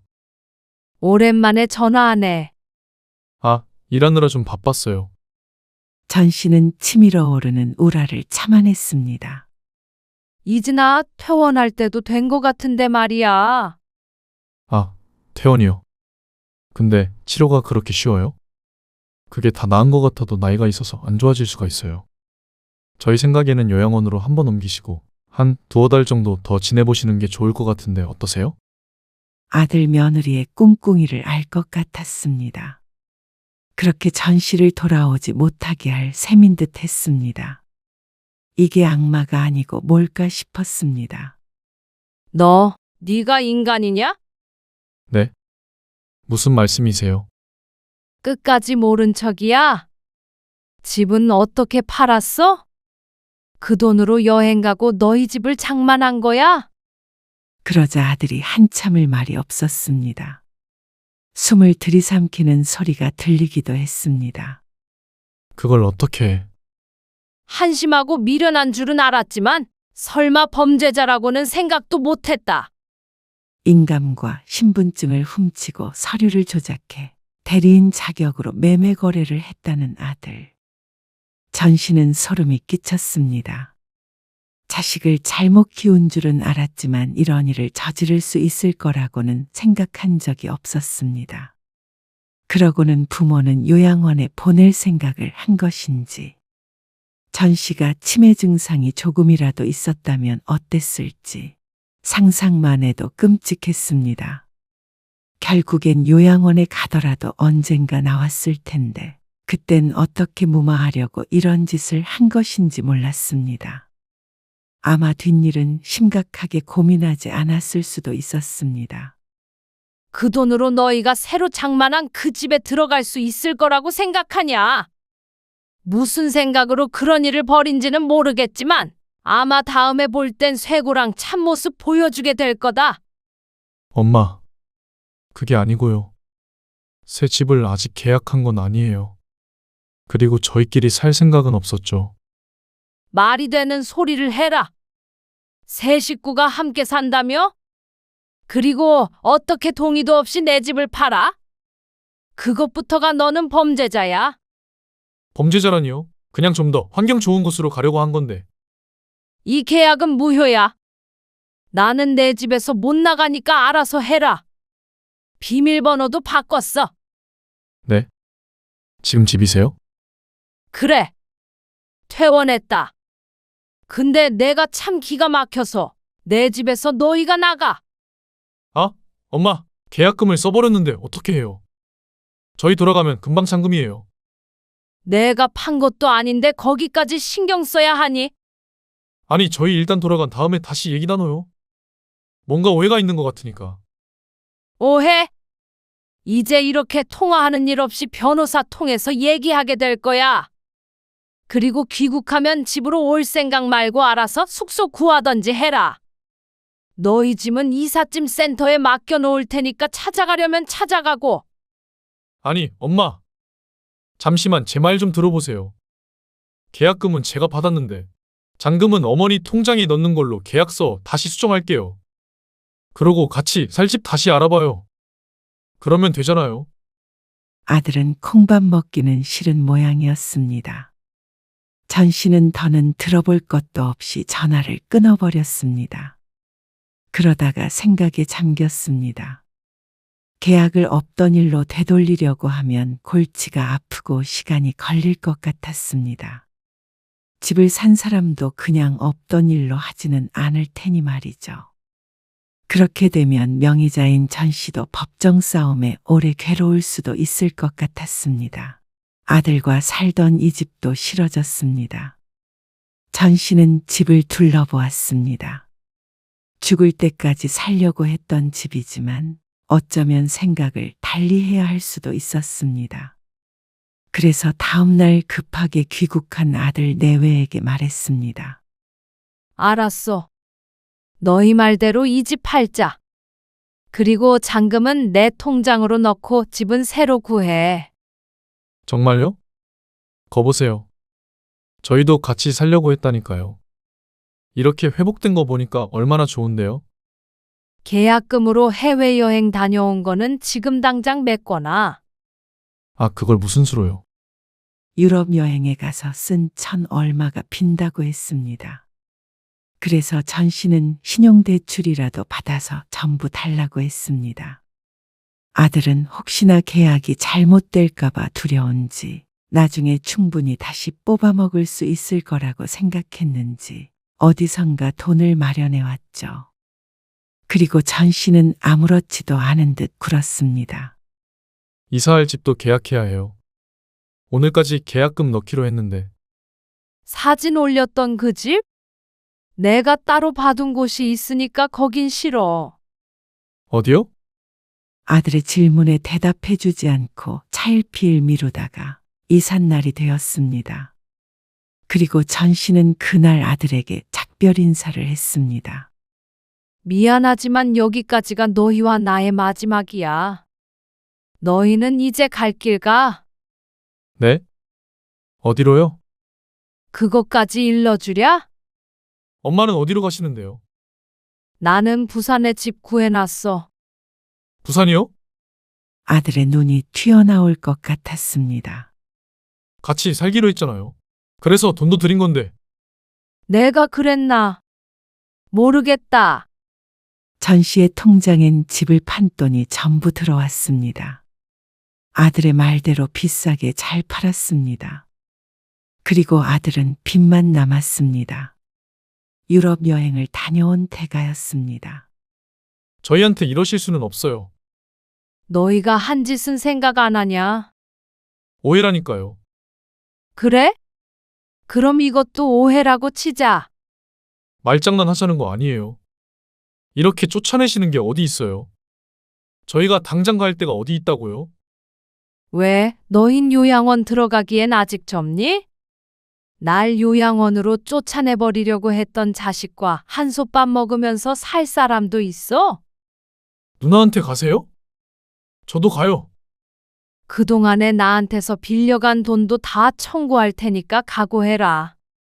엄마, 어머님, 전 씨는 아들 가족을 두고 살던 동네를 떠났습니다. 그리고 아들 며느리와는 가족의 연을 끊었습니다. 부모를 저버리는 범죄자 자식을 둔 기억은 없었습니다. 그 둘을 법정에 세우지 않은 것만 하더라도 부모로서의 마지막 배려를 해준 것이었습니다. 이제는 미련 없이 자식을 스스로 버리기로 했습니다. 그렇게 전 씨는 부산으로 내려가 살았습니다. 딸과는 가까운 듯 먼 듯한 곳에 지내면서 가끔씩 얼굴을 보고 지냈습니다.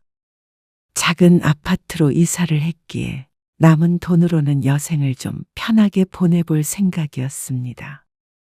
자식에게 시달릴 일 없이 등골 빼먹히는 일 없이 말이죠.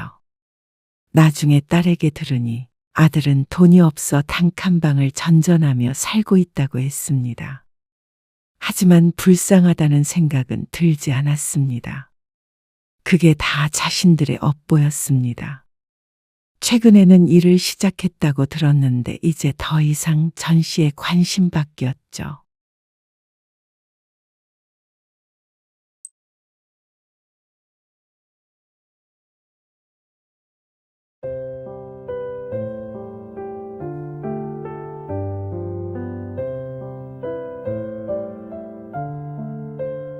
그렇게 우리가 창피하냐?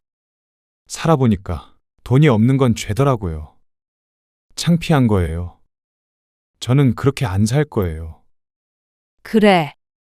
너 이렇게 살지 말라고. 엄마 아빠처럼 살지 말라고 뼈가 부서져라 일한 거야. 돈 없는 게 죄라고? 여기로 누굴 데리고 온들 결혼 안 하고 도망갈 거예요. 하루도 쉬지 않고 일해서 번 돈. 그게 다 어디 간 줄 알고도 그런 소리를 해? 그래서 우리가 창피해서 결혼식에도 오지 말라고 그러는 거야? 네가 어떻게 부모한테 그럴 수가 있어? 어떻게 이렇게 가슴에 대못을 박아? 제가 당당하게 결혼하길 원하시면 엄마 아빠도 제 입장 생각해 주세요. 오늘 이야기 속 주인공은 69세 남명자 씨입니다. 그리고 그녀의 아들에 관한 이야기이죠. 하나밖에 없는 아들이라 정말 잘 키우고 싶었습니다. 그래서 부모와는 다른 삶을 살게 하고 싶었습니다. 그래서 지원을 아끼지 않았습니다. 돈이 없으면 내가 밥을 굶더라도 아들 문제지를 사줬고 어려운 형편에도 과외를 시켜주기도 했습니다. 나중에 아들이 성공해서 돌려받을 생각으로 희생한 것은 아니었습니다. 그저 아들이 성공해서 편히 살기를 바랐죠. 그 바람은 이루어졌지만 남 씨는 다른 걸 놓친 듯 했습니다. 아들의 인간 됨됨이는 남 씨의 소망과는 다른 방향을 향해 가 있었습니다. 결혼을 앞둔 아들은 가난한 부모를 창피했습니다.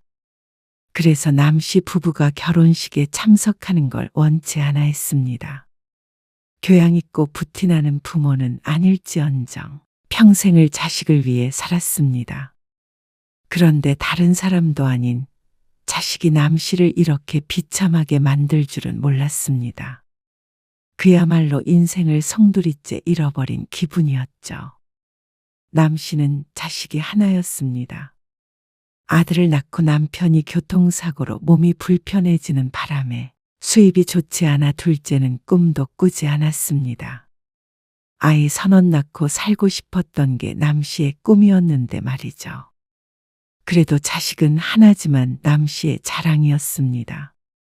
어려서부터 똑똑했던 아들은 동네에서도 유명했습니다. 초등학교 때부터 반장을 놓친 적이 없었고 고등학생 때는 전교 회장도 했습니다. 사고로 다리를 절어 직장에 다니지 못하는 남편과 함께 남 씨는 작은 식당을 영했습니다.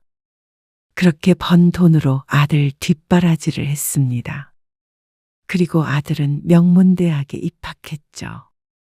그런 아들이 어느 날 남 씨 부부에게 말했습니다. 엄마, 저 유학 가고 싶어요. 유학? 네. 더 하고 싶은 공부가 있어요.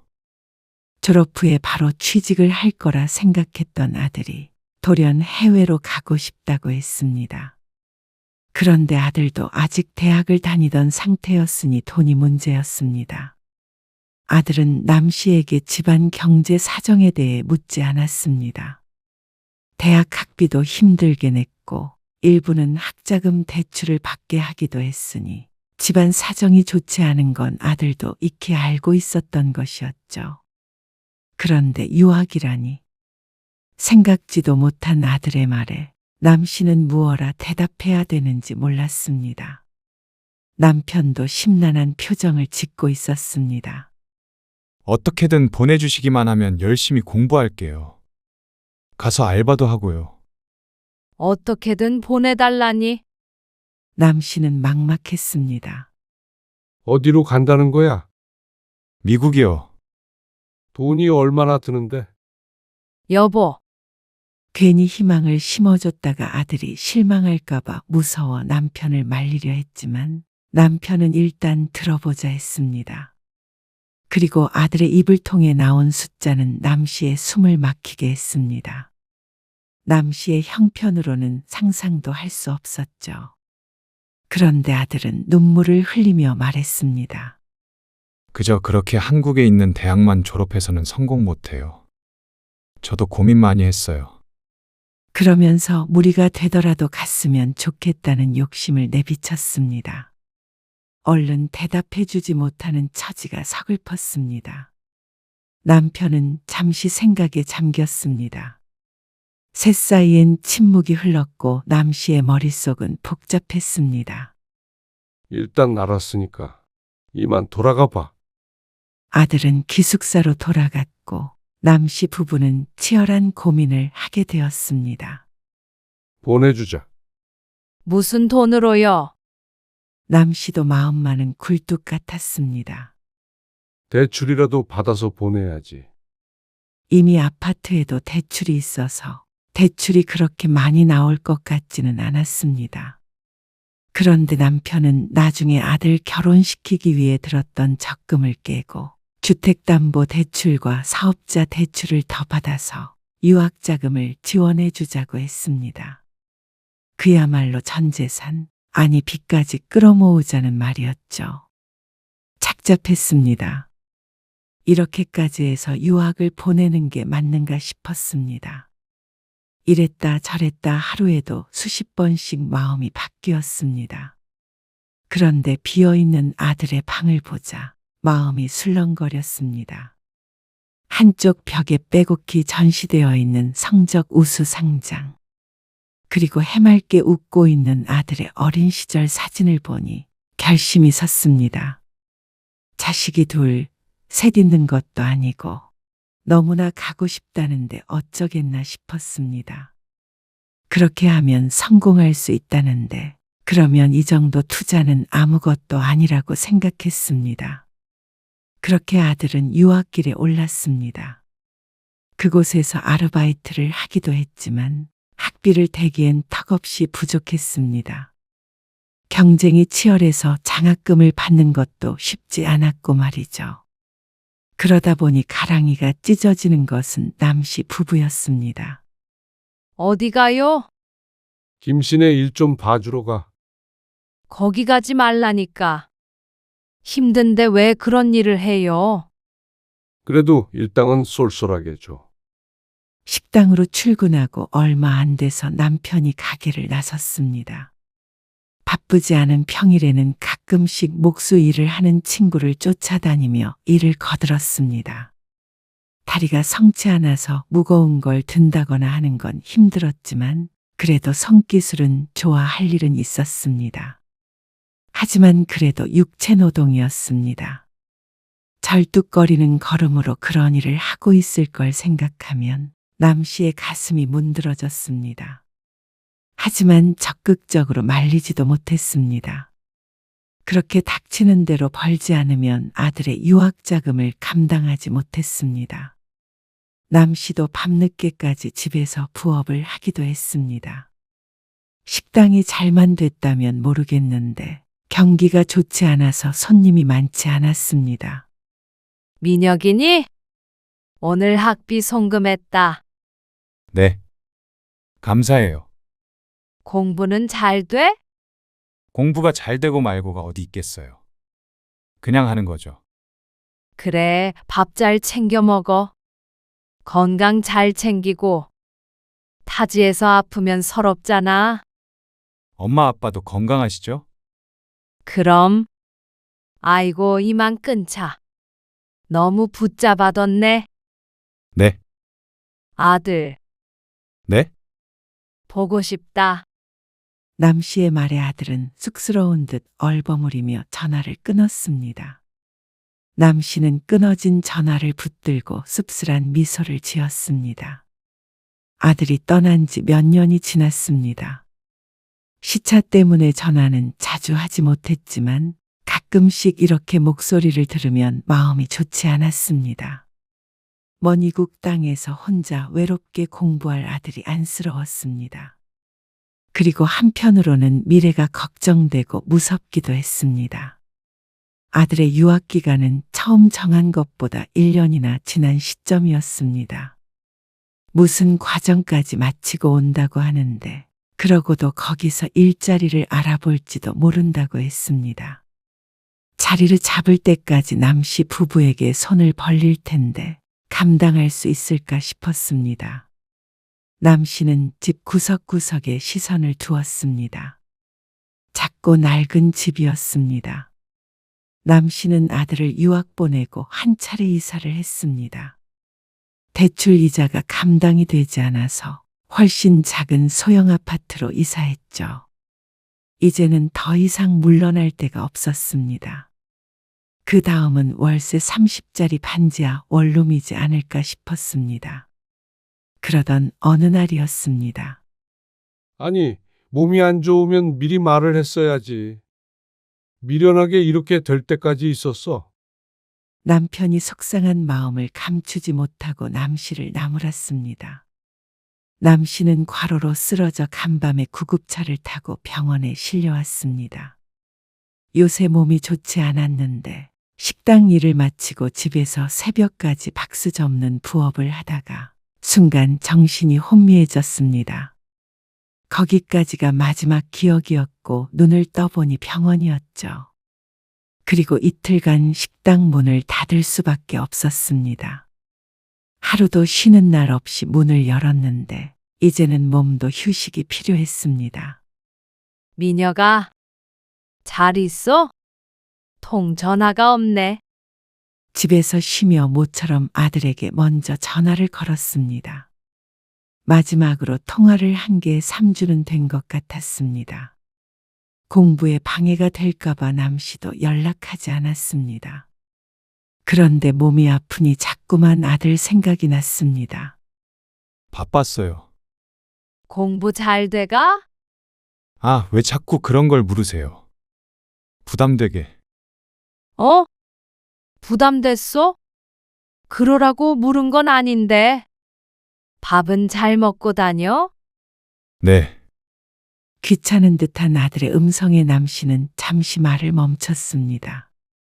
어떻게 지내는지, 힘든 일은 없는지, 혹은 즐거운 일은 없었는지. 묻고 싶은 말은 잔뜩 있었지만 어느 하나도 입 밖으로 꺼내질 못했습니다. 사실 오늘 오랜만에 식당 문을 닫았어. 아, 그래요? 왜 닫았냐면 엄마 근데 특별한 용건 없으시면 저희만 끊을게요. 내일 일찍 일어나야 해서. 그래. 알았다. 남씨는 서둘러 전화를 끊었습니다. 바쁜 아들을 붙잡고 괜한 소리를 한 것 같았죠. 그런데 전화를 끊고 나니 어쩐지 눈물이 찔끔 났습니다. 서러운 기분이 들었습니다. 아들이 유학한 지도 5년이 지났습니다. 그동안 했던 고생들이 떠올랐습니다.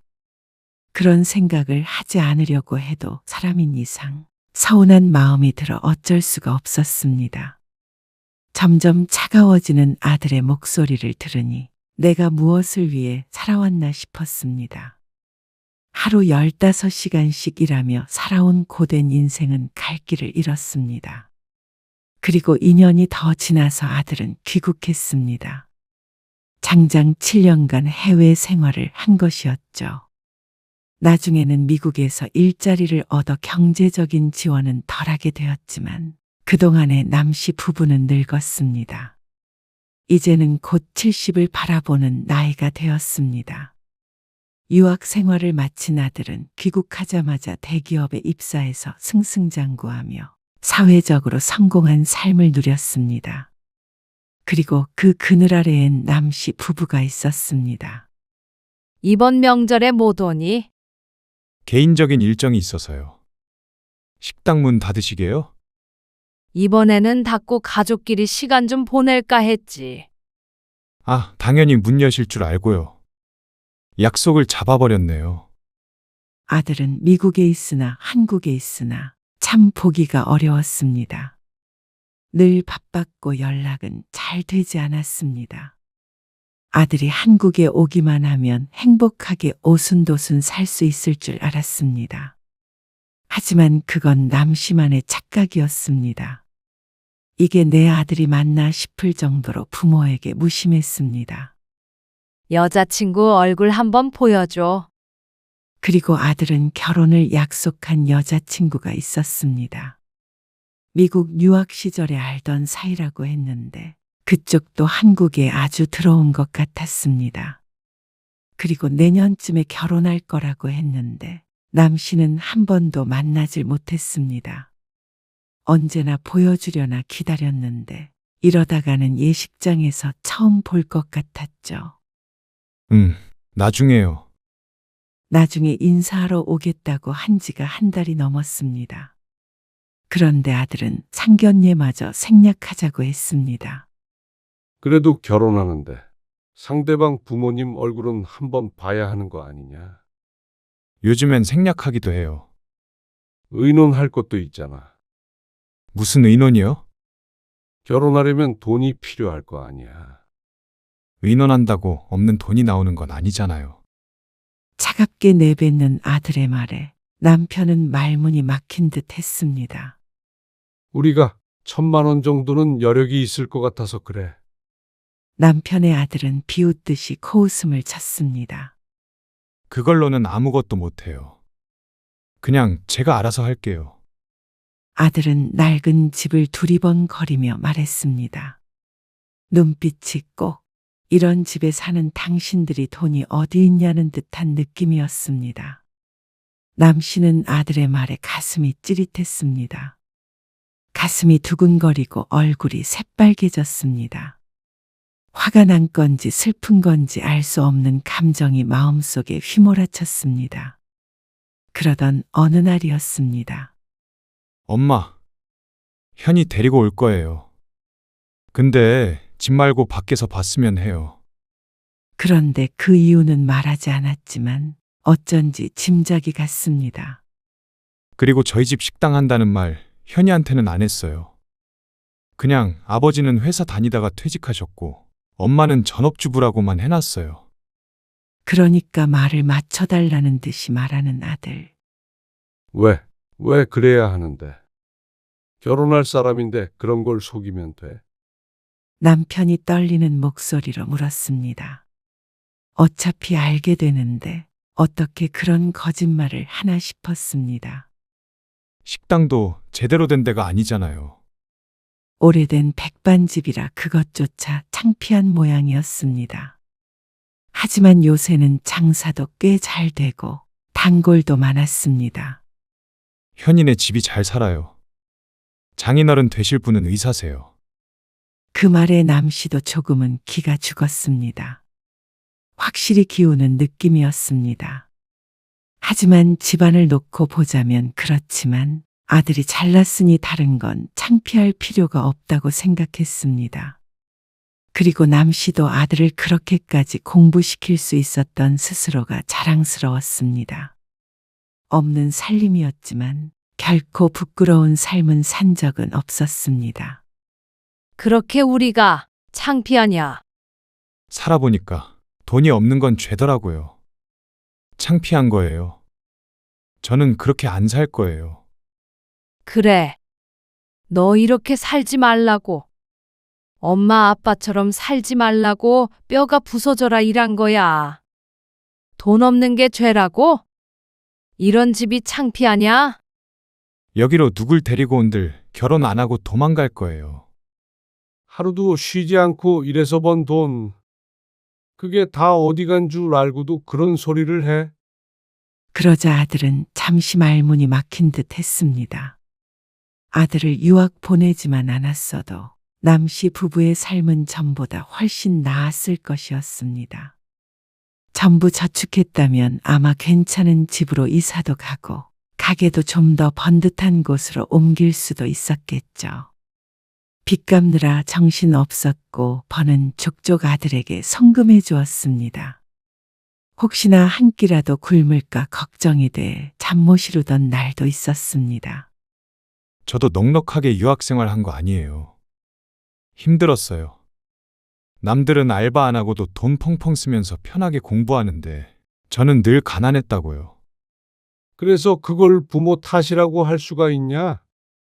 우리도 할 수 있는 한 최대한 지원한 거야. 엄마는 쓰러지기도 했고. 아버지도 막노동하면서 너 교육시켰어. 그 얘긴 처음 듣는지 조금 놀란 듯한 표정이었습니다. 여태 걱정할까봐 말을 안 했는데 그래서 자신이 어떤 희생을 발판 삼아 살아온지 아들은 전혀 알지 못했습니다. 그런 거짓말을 하라는 부탁은 못 들어주겠다. 우리가 돈이 없지 자존심도 없는 줄 아냐. 그러자 아들은 한숨을 쉬었습니다. 그러면 인사 안 올게요. 누군지 보지도 못하고 며느리로 맞으란 말이야. 어차피 결혼은 제가 하는 건데 상관없잖아요. 기가 막힌 말이었습니다. 부모가 창피해서 인사도 시켜주지 않겠다는 말을 어떻게 할 수가 있나 싶었습니다. 그동안의 세월이 주마등처럼 스쳐 지나갔습니다. 허탈한 심정이었습니다. 남 씨는 충격의 말을 잇지 못했습니다. 아들은 그렇게 돌아갔습니다. 그리고 남겨진 남 씨 부부는 주저앉아 절망스러운 기분을 맛보아야 했습니다. 내가 민혁이랑 잘 말해볼게. 뭐라고 말해요? 돈이 없어도 이해해달라고? 아니면 며느리나 사돈에게 돈 있는 척 잘해보겠다고? 그런데 남편은 정말로 며칠 뒤에 아들을 찾아간 모양이었습니다. 오후에 말없이 집을 나서더니 밤에 만취가 되어서 돌아왔습니다. 여보, 무슨 술을 이렇게 많이 마셨어요? 민혁이 그놈 말이야. 이제는 우리 아들 아니라고 생각하고 살자고. 남편이 흐느끼며 말했습니다. 오늘 그놈 회사에 찾아갔단 말이야.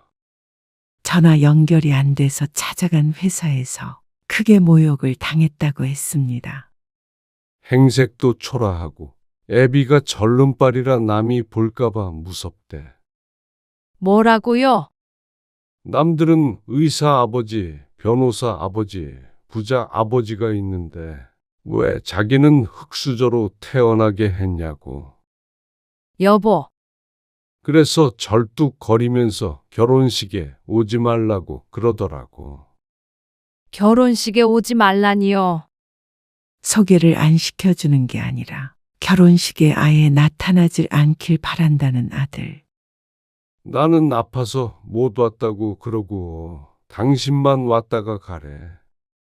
그래도 당신은 사지가 멀쩡하다 이거지. 기가 막혀서 말이 나오지 않았습니다. 아들은 제정신이 아닌 듯 했습니다. 이게 정상이에요? 난 도무지 이해가 안 가요. 우리가 무슨 잘못을 했다고? 가난한 게 죄라잖아.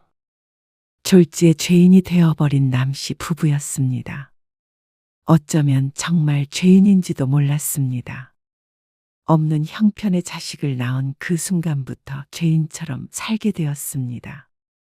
자식 뒷바라지라는 감옥에 갇혀서 말이죠. 그러면 당신 말대로 아들 없는 셈 치고 살아요. 아들에게 나가는 돈이 없으니 이제야 조금씩 숨통이 트였습니다. 앞으로 그래도 10년은 더 일할 수 있을 테니 둘이 소박하게 살아갈 수는 있을 것이었습니다. 어차피 자식이 성공한다고 자식에게 손을 벌릴 생각은 없었습니다.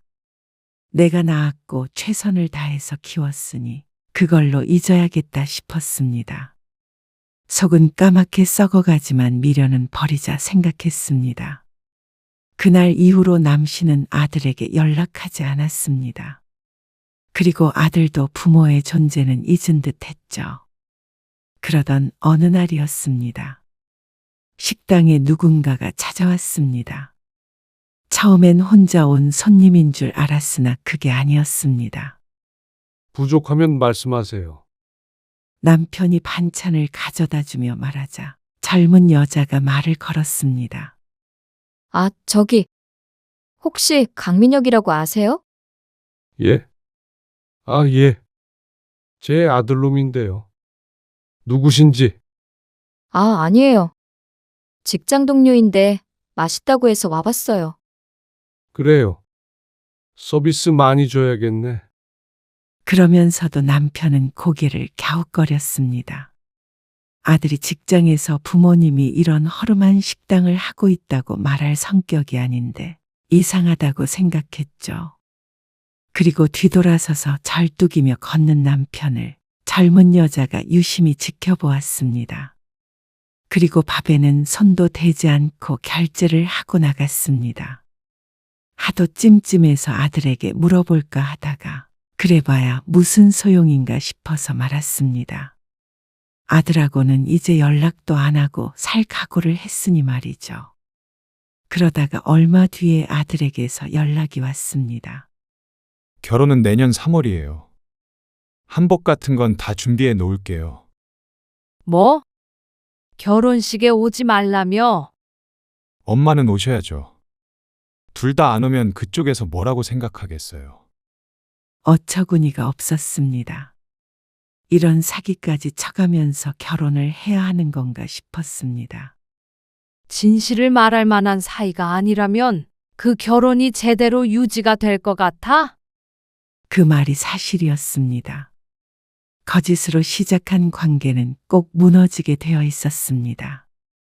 언젠가는 들통이 날 테고 그러면 배신감은 더 크겠죠. 이제라도 솔직하게 말해라. 그렇게는 못해요. 이미 말해둔 게 있는데 어떻게 번복해요? 저도 대단한 거짓말을 한 건 아니에요. 그래도 최소한 평범한 집안처럼은 보이고 싶었어요.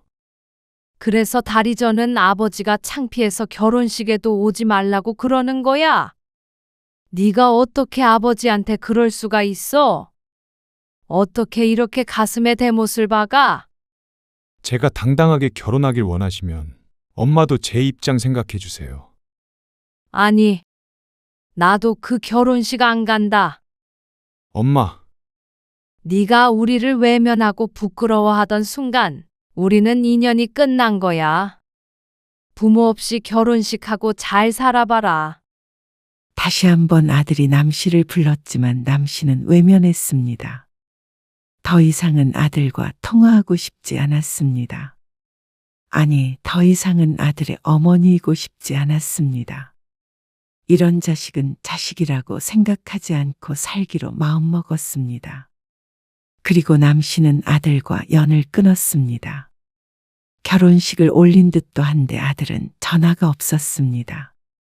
남 씨 부부는 상심했지만 그래서 더욱 미련을 버릴 수 있었습니다. 그러다 어느 날 남 씨의 통장으로 큰 돈이 들어왔습니다. 송금을 한 사람의 이름은 김연이었습니다. 그리고 그날 한 통의 전화를 받게 됐습니다.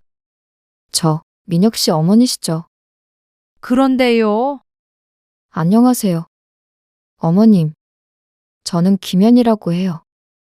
그러더니 자신을 남 씨의 아들과 결혼한 사람이라고 소개했습니다. 그리고 지난번에 식당에 온 적이 있다고 했습니다.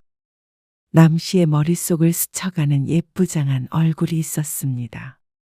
그래도 한 번도 인사를 안 드리는 건 도리가 아닌 것 같아서요. 아, 예. 그런데 돈을 보낸 이유는 뭔가요? 그건 민혁 씨가 아니라 제가 드리는 돈이에요. 민혁 씨는 말한 적 없지만 힘들게 민혁 씨 유학 보내시고 그런 거 알고 있어요. 그걸로 부족할지는 모르겠지만 그래도 제 선에서는 최대한 드린 거예요. 도무지 대화 흐름을 따라가질 못했습니다. 그런데 왜 자신이 남 씨에게 돈을 주는지 몰랐습니다. 그동안 고생하셨는데 이대로 안 보고 지내면 억울하실 것 같아서요. 아버님 다리도 안 좋으신 것 같고. 남 씨를 걱정하는 것인지 아니면 불쌍히 여기는 것인지 구분이 가지 않았습니다. 아니, 굳이 구분할 필요도 없었습니다. 며느리는 순수한 마음으로 돈을 보낸 아니었으니 말이죠. 이 돈으로 앞으로 해야 할 며느리 노릇과 바꾼다고 생각해요. 그러니까 남 씨 부부가 아들과 연을 끊는 비용을 주는 듯했습니다. 그동안 투자한 게 억울해서 찾아오지 않도록 말이죠. 이런 돈 필요 없으니까 도로 가져가세요. 남 씨는 그런 돈은 받고 싶지 않았습니다. 꼭 골치 아픈 거머리를 합의금을 주고 떼어내는 모양새였습니다.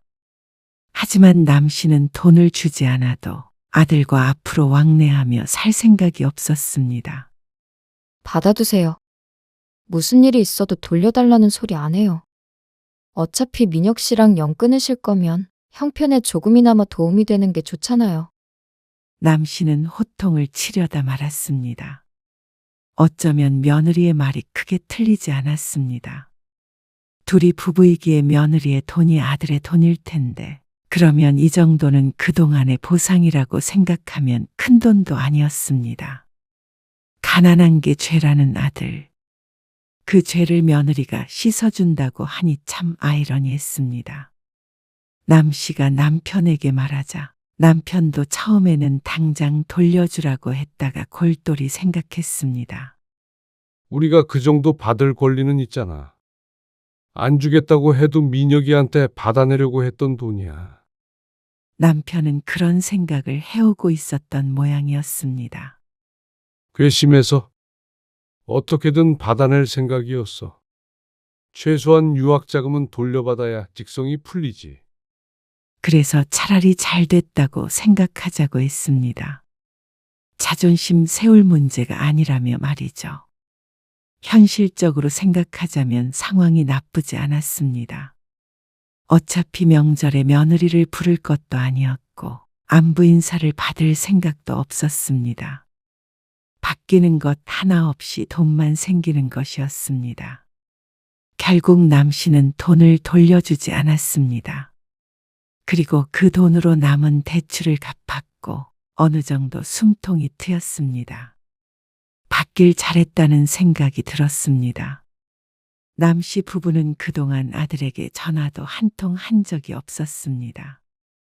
그렇게 수년이 흘렀습니다.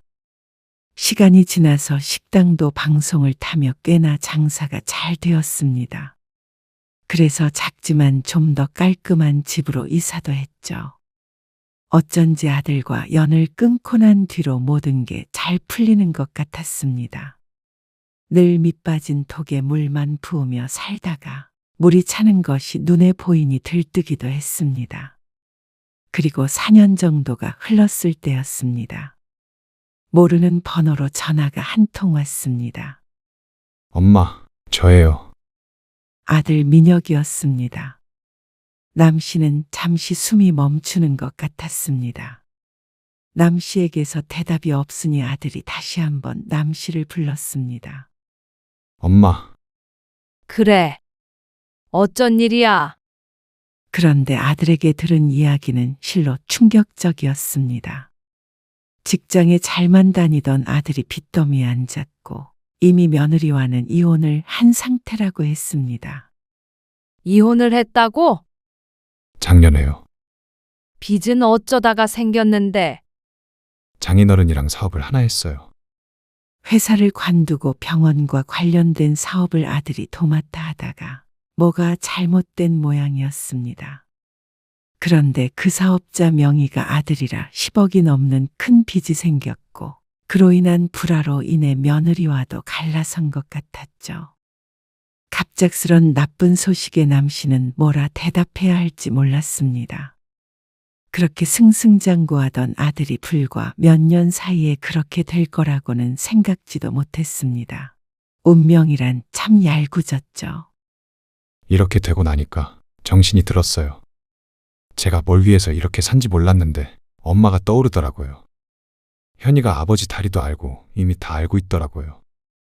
근데 그냥 쉽게 휘두를 수 있는 남편을 원했던 것 같아요. 약점이 많은 남자요. 전 그것도 모르고. 그러고는 아들이 조용히 중얼거렸습니다. 죄송해요. 제가 죽을 죄를 지었어요. 하지만 그 말은 남 씨의 마음을 움직이지 못했습니다. 이미 돌덩이 마냥 굳어버린 심장이었습니다. 그래. 일이 그렇게 됐다니 힘들겠네. 저번에 사실 어머니 식당에도 갔었어요. 많이 바뀌었더라고요. 장사 잘 돼서 인테리어도 새로 하고 그랬어. 확장도 하고. 잘 돼서 다행이에요. 근데 엄마, 언제 한번 찾아뵙고 용서를 빌고 싶어요. 그리고 저도 엄마 아빠 곁에서 다시 재기하고 싶어요. 누추한 집에 뭐 하러 와? 그래, 재기해야지. 많이 배웠으니까 열심히 살면 갚을 수 있을 거야. 그런데 재기를 우리 옆에서 하지는 말어라. 엄마, 각자 인생 잘 살아가면 되는 거야. 우리도 먹고 살 만큼 벌고 있고 앞으로도 너 부담되는 일은 없을 거다. 그러니까 너도 엄마 아빠한테 부담 주지 마. 빚 얘기는 생각만 해도 숨이 막힌다. 돈 없어진 자식은 필요 없으신 거예요? 아니면 제가 미우세요? 우리가 너한테 원했던 건 돈이 아니야. 그리고 이제 더는 너 안 미워한다.